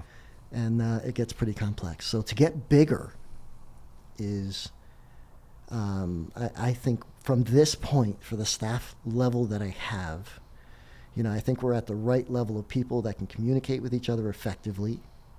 All the way down to little things like, for every project, we have a courtesy car that might be out. You got to coordinate the courtesy car. Yeah. Now you got to coordinate the courtesy car between salespeople and their projects. Trust me, that is a pain in my ass too, because we've got courtesy cars, and it's always like, I can't help the customer didn't bring the car back when they said they were. I've literally had a bad Google review off a courtesy car that didn't come back when the guy told me he was bringing it back, and it screwed us up. I had to go get the guy an Uber and bring the courtesy car to his house and go over the do the extra mile. Our projects are so big that if we ever run out of, and it's very rare. I mean, I think it might have happened twice this year. We rent a car for the client. Yeah. And literally go to Enterprise and get him a car. Yeah. So, because we never want to have that bad experience. We never want to leave any taste of salt in the customer's mouth whatsoever. So that's the key. One thing I've learned after being in business for 30 years is I've had to fire some customers. Yeah. I'm not kidding. Oh, yeah. Toast, cheers brother. To that. Hey. Cheers to that. I do it, and I do it swiftly. Yeah. You can taste them. You can feel them. Like it's almost like an instinct when you get a bad girlfriend right off the gate or something. You can just tell it's going to be bad girlfriend. There's some initial contacts that you make with people that you just know, but they have to be pretty extreme. I mean, right. we're very forgiving. I love people, and I'm a respecter of people. And I'm innately aware that we don't all come from the same place, all right? So I can deal with a lot of people's proclivities. Say that word again? Proclivities. Ooh. But at the point where it becomes disrespectful, or you don't value what we do, or you value what is in your interest more than what is in our interest to get the job done to the level of your expectation, that's when you're fired. Mm-hmm. And I explain it. I don't just fire you. I go into detail. Good for you. So I want them to be able to go to another place and maybe get the service they want. Just approach it a little differently. Yeah, come in a little softer. Yeah. Yeah, don't come in hot. Yeah, don't come in hot. The other thing is, let me ask you this. I had a really unique experience from college to my job career to being a mobile window tinter. Can you give me any insight of being an engineer, vice president of a company, super smart, 168 times hitting your projection molds on Injection molds. injection molds? Mm-hmm. We've obviously established the fact that your brain works at a higher, capacity and in a That's very detail oriented. hard to hear. Okay. I don't It think does. about it that way. No, you do. I mean, absolutely you do. Not everybody's an engineer. It takes a special mindset. There's no way I could be an engineer. I'm not built that way. Anybody can be an engineer. No, not me. I believe you can be ADD. anything that you put your mind to. Mike Okay, Burke. well, my You've mind- proven that to yourself Yes. over and over and over again. Never sell yourself short. All right, so you my just have mind- to apply yourself. I don't feel like applying myself towards Correct. engineering. There you go. Okay. So, did you have any difficulties with friends, family, or any outsiders like clients as far as respect? Did they know that you were an engineer, or did they know that you were a guy washing cars? Did you go in and say, listen, man, I had an engineering career and I stopped doing that to wash cars? Did you have any kind of, I'm not saying resentment towards people, but the way they treated you differently by being a vice president of a corporation versus washing my car? Like if I came in and I'm dealing with Alex at vice president injection molding going, hello, Alex, would like to get these molds done and talk a certain language. And then all of a sudden, yo, bro, I just want to get my car washed, man. Here's the keys. I think you're liquoring me up for this conversation because it can get deeper. I need to know. I would love to know, No. how bad was it? I never thought about it in terms of my career. No, never. No. You're digging though. I can see your eyes. How were you treated? Some people are surprised. Some people were surprised. Did you feel like you had to at the explain level of success that you were? has evolved? I had a lot of clients over the years that loved seeing the progression of what we were doing, right? Right. Because I never sat still. Right. Grass doesn't grow under my feet. I'm seeing the same customers with the car wash every 2 weeks. And every 2 weeks they walk in, and almost every single time they came in, there was something different because I was always improving. Right. I was always improving. I will tell you, though, going back to my leaving corporate life, I think I left for many years, and I was so disappointed in corporate life that I stopped using my brain for a long time, and I started using my muscles. That was me. Yeah. Same thing happened to me. Yeah, man. I went from being around intelligent people who stimulated me differently to heavy lifting. Yeah. And I became the laborer for years. Mhm. Lightning Mike was born. Yeah. And I look back and I love the experience that Lightning Mike received, the knowledge, Mm-hmm. but I started to not like the person that I was. I started realizing that I was evolving into a person that I did not perceive myself to be. Yeah, over the years for me, it was more, we no matter what I do, I always tell you this, that if you take nothing away from this conversation, and you're just getting into business, I went from what would be deemed a very professional atmosphere and a very professional Yes. job to, I'm not gonna say it's shoveling shit, but I have a saying, it doesn't matter what you're doing, and I will shovel shit. Sure. But I will be the best shit shoveler there is. And there is someone out there who's willing to pay me a lot of money for it. Exactly. Because I'm going to be the best. I love it. Yeah. Doesn't matter what you're doing. Doesn't. I walk in I walk in a few rooms with doctors, lawyers. All of us do in this industry, right? And they hear what you're doing. And I know we've had this conversation before, right? You tell them you're a window tinter, they put you in a box. You're put in a box. Until you say, and I own 68. I have 68 stores. Yeah, and then they go, oh, no, yeah. you don't own them. But Yeah. you say, but I know how you say it. Yeah. And I have 68 stores. All of a sudden, You go from being a window tinter you're the biggest to, man in the room. Yeah. Right. And what's really funny, what's really funny is that I walk in the room and I have to say what I do. And a lot of these people don't know enough about it. Right. To give you the respect that you really should get, right? And respect a lot of times comes with earnings, right? And they don't understand that you make way more than them. Prime example. I had a McLaren owner. He's a McLaren owner now, but his first car that we did for him, I think, was a Porsche. He's a doctor, okay? He comes in, watches us work on I think we were working on a Lamborghini, doing paint protection. He wanted his car paint protected. He came in. It's easy to sell a customer when you have like a nice car in the shop. Like if you have a nice car in the shop and a customer comes walking in and you say, hey, let me walk you through the shop. Let me show you what we're working on. And they go, shit, you're working on a $250,000 car and my $100,000 Porsche is outside. Mm-hmm. So this is 2.5 of your cars. You're still working on it though. You're still working on it.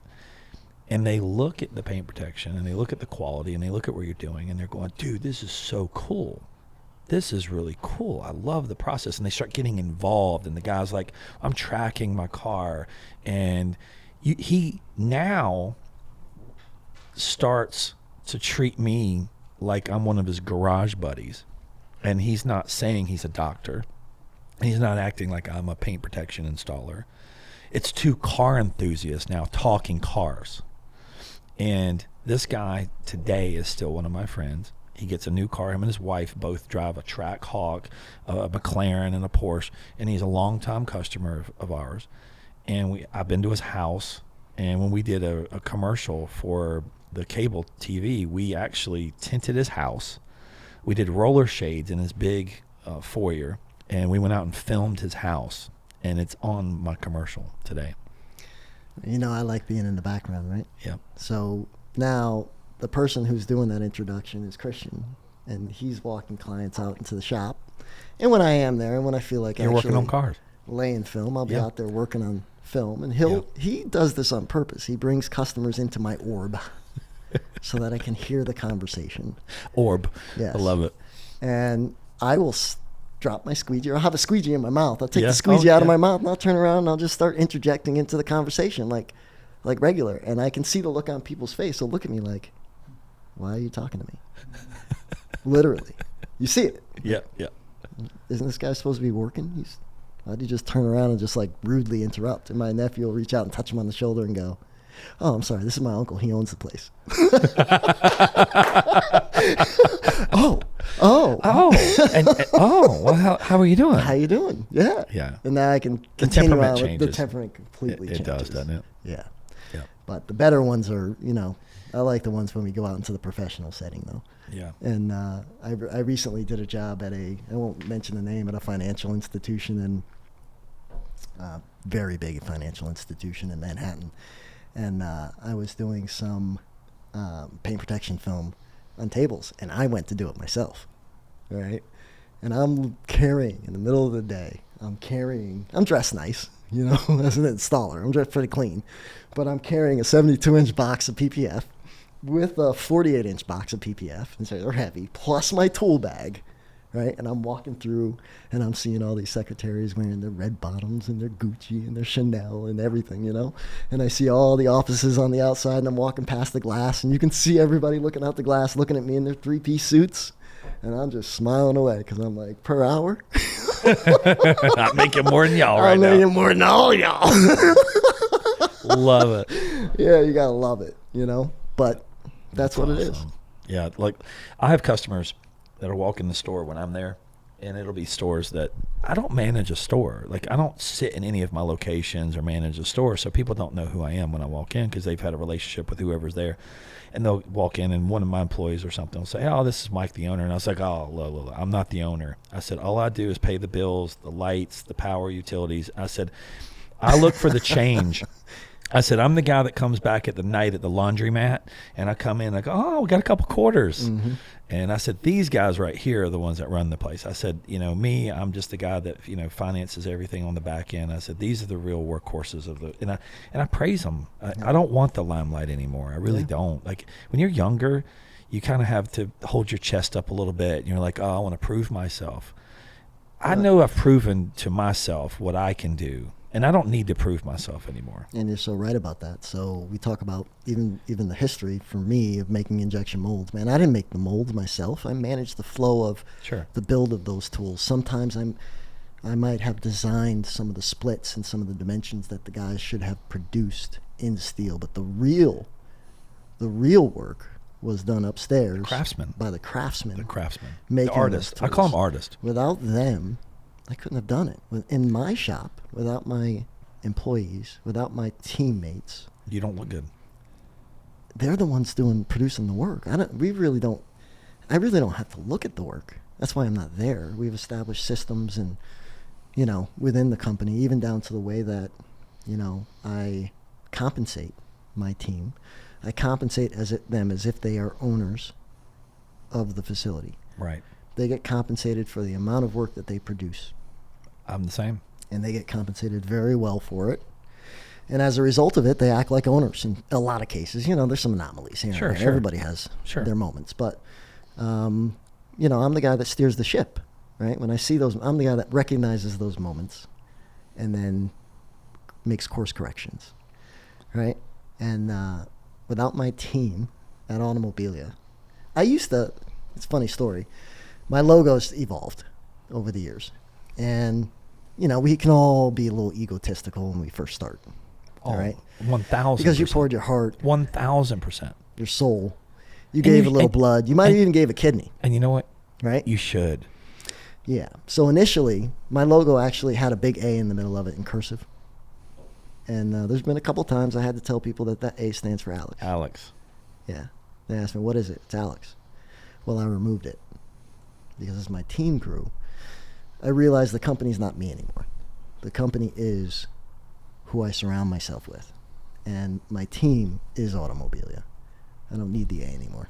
I had to put my ego to the side. That's what happened with me at Lightning Mike's. I was Lightning Mike. Everywhere was Lightning Mike. Like you worked for Lightning Mike. Yeah. I'm Lightning Mike.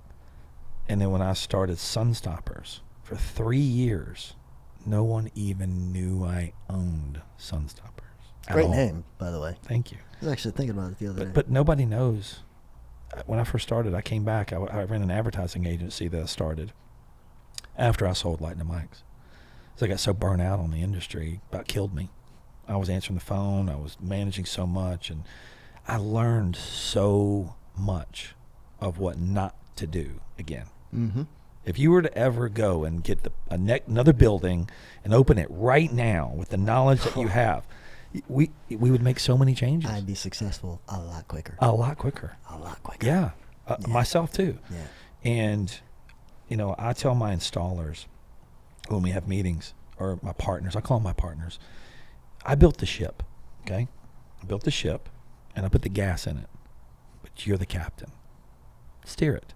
Steer it wherever you want it to go. Mm-hmm. But somebody had to build the ship. And if you want to build your own ship, there's a big sea out here. Go build your own.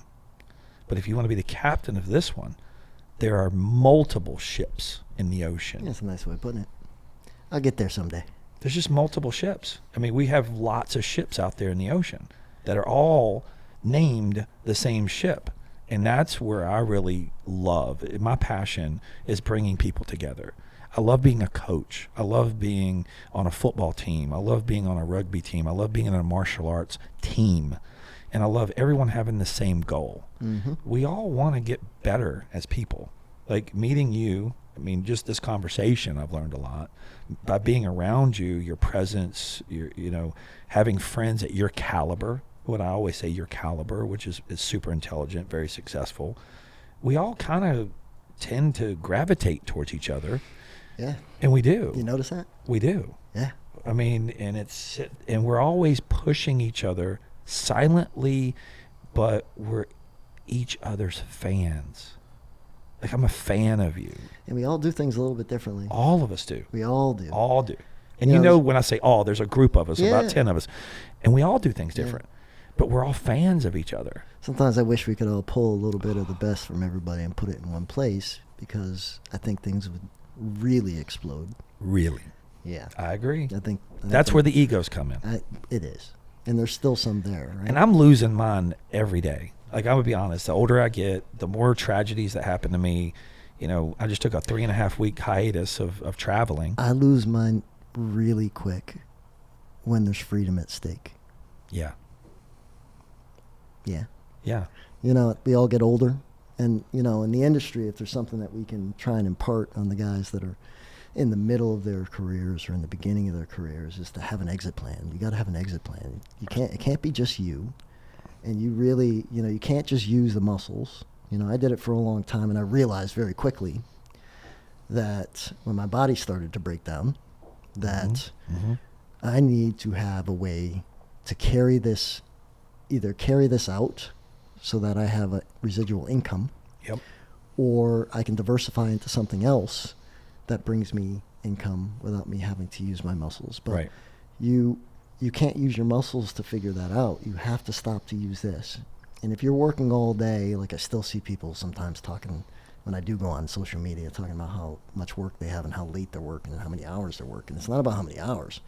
I'll respect you more if you're, honestly, if you're working a regular 40-hour or less than 40-hour week, and you're figuring out how to do it efficiently and still making the same revenues and still producing the same level of quality and keeping the industry standards where they need to be for all of us to progress, right? It's about doing it smarter.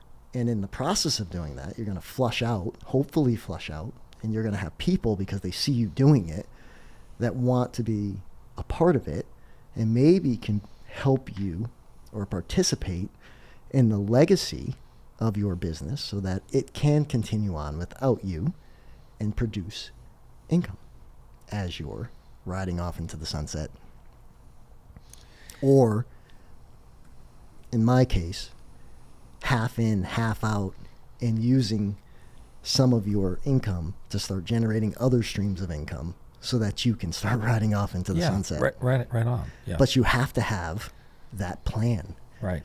You know, if you don't plan for it, you're going to be doomed. Two biggest money makers for me was a house that I built in downtown Charlotte during a time where it was the up and coming area. And I built this 5,500 square foot house that I basically put my life savings into. And I was watching MTV Cribs. And I bought the land from my buddy Kelly. His parents inherited a lot and a house in this area from their grandparents that passed away. And it was an older house on some land, but it was close to the city, and it was on the main drag of like the most popular place of Charlotte. And I lived in the country. And then Kelly Moore and I used to buy and sell cars together at the auctions. And he's a nice car dealer, and learned a lot from him. And I kept telling him, man, I want to live closer to the city. I need a lot. I'm looking for a house. I'm looking for something over here. And he goes, oh, man, Mom, my dad's about to sell a place over here. Go look at it. I went and looked at it. I showed it to my dad, right? And my dad looks and goes, why would you want a piece of property that looked like that? And it was this hill, and it was a lot of grading, and it was the trees. And I said, but look at where it's located. I said, it's prime property. And my dad finally looked at me and goes, Dad, you said you might want to buy that property now because the interest rates were like 5.5% back then, right? It was like, I don't know. It was 18 years ago. 20 years ago. Mm-hmm. It was 20 years ago. And I bought the lot, and it was like 60, 70 grand or something. It was like 2 acres, acre and a half or something. And the house next door, they weren't ready to sell yet. It was like another acre, but it was like 1,000 square foot house. It was like this brick 2-bedroom, nothing. Mm-hmm. But there's no HOA. And it was close to the city. And I was like, all right. So I went and bought this property. And about 2 years later, about a year and a half later, interest rates went down to a point where it was like, all right, now is the time to build. So I went and found an architect, designed the house. And I'm Mike Burke, the window tinter that had an ego trying to prove to his friends, his family, and everything that I was somebody in the window tinting business, that I wasn't the banker, I wasn't the financial guy, or I didn't live on the golf course or whatever. So I was trying to build like the MTV Cribs house to let people know I made good money. I made a lot of money, right? And so I designed this house, and it was just big. I wouldn't say I designed it. It was just big. Had big porch, big driveway, big everything, right? But we had to do a front load. It's not Texas. It wasn't Texas, no. But it was a front load basement house. So what happened is we had this really heavily graded lot that we need retaining walls, but we had to dig huge L like into the dirt. So from the back of the house, it looked like a ranch. But from the front of the house, it looked like a 3-story house. Like it was like massive from the front. Like from the road, when you ride by, you go, holy shit, look at that house. But it's all an illusion. But it was all basement. Yeah. So we got a lot of square foot cheap. So it was a grand visual looking house. We had a basement with a pool table and a bar and stuff, and it was cool. Did you even live in it? Year and 6 months. We got the property tax bill after we closed and moved in, and I furnished it. And then we got the property tax bill. It was like $6,800. And at the time, and that was just That's a lot. That was just the city. Then I had the county, because we lived in the city limits. So the city of Charlotte was like $2,800. Mecklenburg County was like $6,800. It was like $9,000, right, for the property taxes on this house. And I looked at my wife at the time. I looked at Ashley and I said, "Listen, Charlotte is allowing us for like $800 a month to live in our house." And she goes, "What?" I go, "Yeah." And I go, "Do you even like this house?" And she goes, "No." I didn't like it. We had one big party. I threw a party, and I had all of my friends from the car dealerships and stuff come, and they were like, "Holy shit, Mike." And it was me just showing off, right? So I sold Lightning Mike, sold the house, and I made $230,000 in a year and a half off that house. Yeah. And then turned around and sold Lightning Mikes. And we lived in a rental house with my son being born. Okay. I'd sold my business, had no job. She had no job. And we'd sold our house. And we were living in a little rental house. And I had one car. I had a little Nissan Maxima. And I had a lot of money in the bank. A lot. And I'm sitting there going, all right, I'm going to take some time off. I went and played golf. And you went back to tinting and not into real estate. You know, that's when, honestly, it was probably the best timing, because what happened is I started doing advertising with a friend of mine, and I started doing marketing, and we bought a place down at the beach. Okay, I still own the house at the beach, which we good investment. It's like $190,000 house worth almost $380 now, and we bought a lot and built the house that we're in today, and that house has gone up. But we built this house functional. It's all ranch. You've been there. I've been there. Yeah, so it's all functional. Nice house. Yeah, but it's a functional house. It's all downstairs. Everything upstairs is entertainment. And we built it to where if I retired or got old or got hurt, everything was on the ground floor. That I could, my master was on the floor, the bedroom, and the kitchen's open floor plan so you could see throughout the whole house. And from the road, our house looks like the smallest house in the neighborhood. It's a nice neighborhood. Because it's all garage. And it doesn't look that small. But it's okay? all. But it is. It's not the biggest house in the neighborhood. No, but we have a 3-car garage. There's a couple common denominators, though. Yep. In every story that you told there. Yep. You had the funds to buy it, or you had the wherewithal to buy it. You bought it right in time. Yep.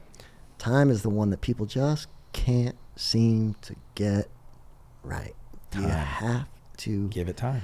There's no overnight success stories unless it's just you're lucky. Time.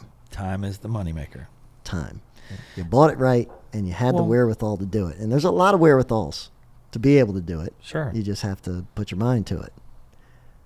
Time. But people ask me today, they go, "Mike, you're very successful and you've made a lot of money in business." And I go, "Bro, I have a farm, a beach house, a house that I made a bunch of money off, and I had a commercial building in downtown, or not downtown, but close to downtown Charlotte. I bought 10 years ago. Just sold it in January. Can't tell you how much money I made off that one. But all the real estate that I have made, way more in real estate than I ever made running Sunstoppers." But Sunstoppers was probably the impetus That funded it. that funded it. Yes. Without the funding, Yeah. I couldn't afford to buy it. Yeah, that's why. Yep. That's why You're doing that. Well, I know you remember. Tiffany loves to call me out. Tiffany Yeah. Ross. I Yes. love Tiffany. Yeah, I love her. She's so tight. When we're all standing in a circle at conference, and she says, "You guys all got your Rolexes on," and I'm the only one without one. You have the Apple Watch on. I got an Apple Watch on. Yeah. That's right. But it's sexy. But I rolled up my sleeve, and I go, "What do you mean? I got 2 doctors on my arm." How many of you guys got doctors on their arm? You got to have your priorities straight, okay? Yes. And yes, I always used to say to you, because you love Rolexes, I know, and I said, tell me a guy that's made money off his Rolex. Me. Well, you have. I mean, there's a rare. Everyone It's I've changed. Again, this is one The of those. game is. This is one of those things where I blinked and it happened right under my nose, right? I'm not going to interrupt you, but listen. You just said the magic word a few minutes ago, like just 30 seconds ago. Time. Mm-hmm. You buy. If you look at Rolexes for the last 20 years, they've gone up every single year for the I've last heard some 20 crazy years. stories lately. I mean, doubled. Yeah. No, what I'm telling More you, than doubled. doubled. Yeah, Yeah. more than double. I have an AP that literally I bought for 40 that's now 60. 60K. Yeah. Made 20 grand on a watch the day I bought it. I mean, that's insane. It is, but we're living in a weird time, man. There's 4 times more money in circulation than ever. 4 times. 4 times. That's right? insane. So it is going to do wacky things, and it is doing wacky things in the market. It's a right? huge separation of wealth is what happened. Yeah. I mean, the people making under 60K a year, they're suffering right now. I mean, they are. I mean, I'll be honest. Under 60K a year, you're not making enough money to, like, for groceries have gone up, gas has gone up, I don't even want to go to the grocery store because I'm afraid. Dude, I'll drop $300 there where I used to drop 150. Listen, when I get to the register, I fear for my life. I'm looking around me because I see people getting angry at what they're spending to fill one bag of groceries. Angry. Here's the thing. I can afford groceries. And you know what thing I stopped doing? Going to Costco. Yeah, I stopped that a long time ago. I'm not kidding. I used to go every Sunday. I can't walk out of I it. used to go to Costco. No. Micah, when's the last time you've been to Costco? Haley's going Sunday. Maybe I should tell her to. Don't go. You want to know I'll when tell I her I'm going. recognized I had to stop Costco? What? And my wife at the time, we were looking for a new car, Yep. and she said, that car is too small because I can't go to Costco. There's not enough trunk space. I said, I believe it. Costco is the problem. Costco's the problem, not the car. Costco is the problem, not the car. You want me to have a bigger payment, Yeah. more insurance, more gas, so that I can spend more money At Costco. Costco. I'll tell you what, though. The lady that works at Costco used to tell me, because I used to go in there on Sundays, and they'd be out of shit. I'd be like, where the frick is my... Because I'll get mad. I wanted my stuff, right? And she goes, we get all the supplies in Tuesday afternoon, so the best day to come is Wednesday morning. So guess when I shopped at Costco? Wednesday morning after the gym at like 8:30. I was the first person there, and I got all the crap that... It's a madhouse in there. It's Sundays are crazy. During Saturday, the week is a madhouse. I show up there sometimes early 8:30 in too. the morning. Got to go early. Packed. Got to go in the morning. Packed in where I am. Do you know what Packed. came up? The Mike, thing is... you remember the one in Mexico that we passed? Oh, yeah. Costco. Dude, the line. It was like 10 times worse than here. 10. Yeah. 10 times. In Guadalajara, I'm not kidding. We were eating at this restaurant. We pulled out, and there was a Costco. Micah was looking over. He goes, bro, look at the Costco. I go, and I'm sitting there like, what am I looking at, right? I'm looking over, and next thing you know, it's like football. It's like if you're having like the New England Patriots against the Green Bay Packers, and it's the Super Bowl, like the game before, like the playoffs. Mm-hmm. Everybody's got TV. That is Costco in Mexico. Listen, I flew into Iceland. I went on a trip with my daughter to Iceland for a couple of weeks 2 years ago. Yeah. The very first place that we went to when we got off the plane And Walmart. was Costco. Because we had to stock up. Stock up. And we bought more More shit. You didn't even use it. than we could possibly eat. use. Yeah. Crazy. I'll see a good deal. Be like, oh man, there's 4 of those. Yeah. That's a good buy. I'll buy that. Yeah. And I still have 3 of them left. Yeah. Yeah, I That's only go crazy. there when I have specific things that I have to Man, do. I'm not sure about you, but this tequila I'm sipping on, it's called Four Copas, is very, very good. It's a tequila They're both añejo. good. Yeah, this one's really good though. I like it. It's probably one of the best tasting ones I've had. It's called Four Copas. They're pretty cool. I'd do it again. Yeah, I like it. It's pretty cool. Well, I'm on the air with Alex Jones, and I wanted to give you a lot of praise. Thank you for coming on the air. I know that you were a little Thanks for having me. I know you were a little having some reservations about coming. Oh, I'm shy. But the thing is, Micah, how long have we been talking? Almost 2 hours, an hour See? 57. Are you serious? 2 hours. 2 hours? 2 hours. Yeah, that I can't. Do you see how believe. fast it goes? I can't believe it. When you're talking and just interacting about life stories, you know, But I feel like I can go on for a long time. we could go another I half could hour. go. now. I could know. go. There's so much Yeah, you don't know about me. so much.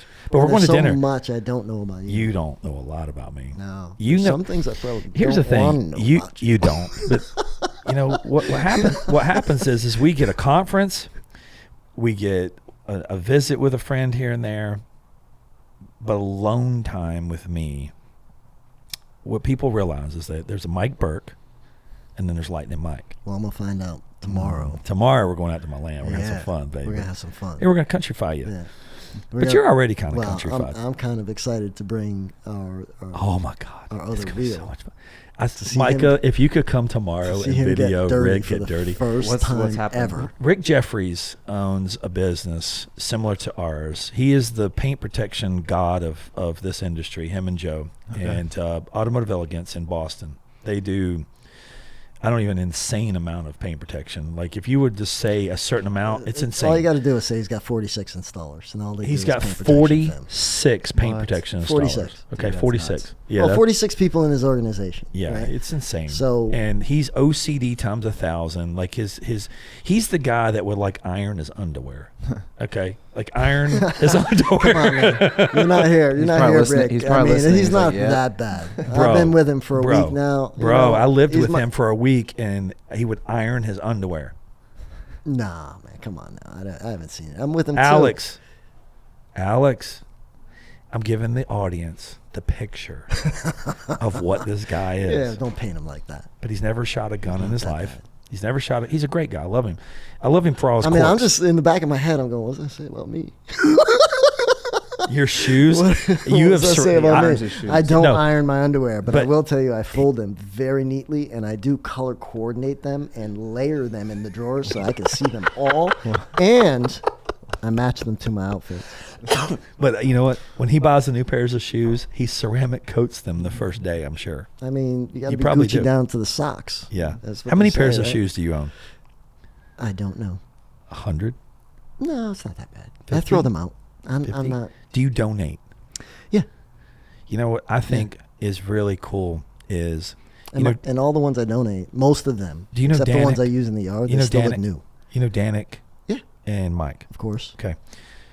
When Mike was on the air, Mike collected shoes, and he had literally every Jordan, every Nike first edition. He had all of them. I mean, we're talking lots Where of do you money. put 'em? He gave them to his neighbor. Really? Gave him to his neighbor. Gave Hmm. him. He just one day said, "You know what? It was one of his neighbor's friends. It was I don't know the story exactly, but he gave them away, and he looks back and he goes, "Man, I just wish I could get the one pair of Kobe Bryant's back." There's always that one pair you wish you could get back. You know. Listen, I'm trying to downsize. I'm You not are? trying to game. Yeah, man. I'm trying to. I got a 3.5 year plan. I'm out. Yeah. I've bought a lot of cars lately, but the thing is, the cars I've bought. I mean, what are you going to do with money? Like, you got money in a bank account, but what are you going to do with it? It's like, at least I can enjoy it. My son drives most of them now, but I enjoy like art. Like, everybody goes, Mike, you have a ton of liquor, and I go, well, it's art. If you get a rare painting that you know that you were able to win the bid and got a rare painting and you put it on the wall, you get a rare bottle of whiskey that not a lot of people can get, and you can put it on your shelf. It's a story. It's like, hey, oh, you got that one? Oh, that's cool. So I look at it like that thing's never going down in value. Well, you know, it all depends on what you're seeking, right? I'm not necessarily seeking value in everything I do. It may seem like that to a lot Right. of people, right? I've been seeking all my life. I've been seeking one thing, and that's freedom.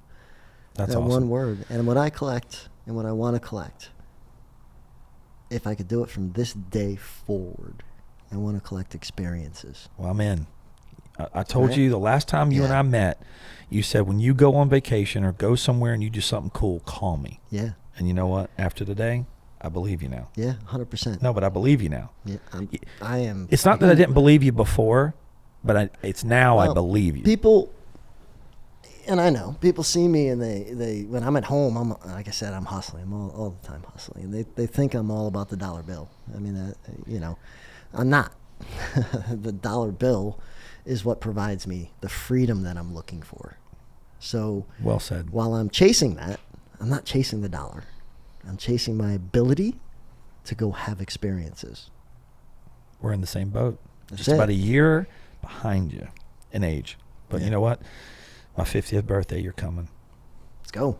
You're in. I don't even know where we're going, but let's go. I already have it. Got All it right. planned. You're in. All right. Alex, thanks, brother. And this is another episode of Real Talk with Mike Burke.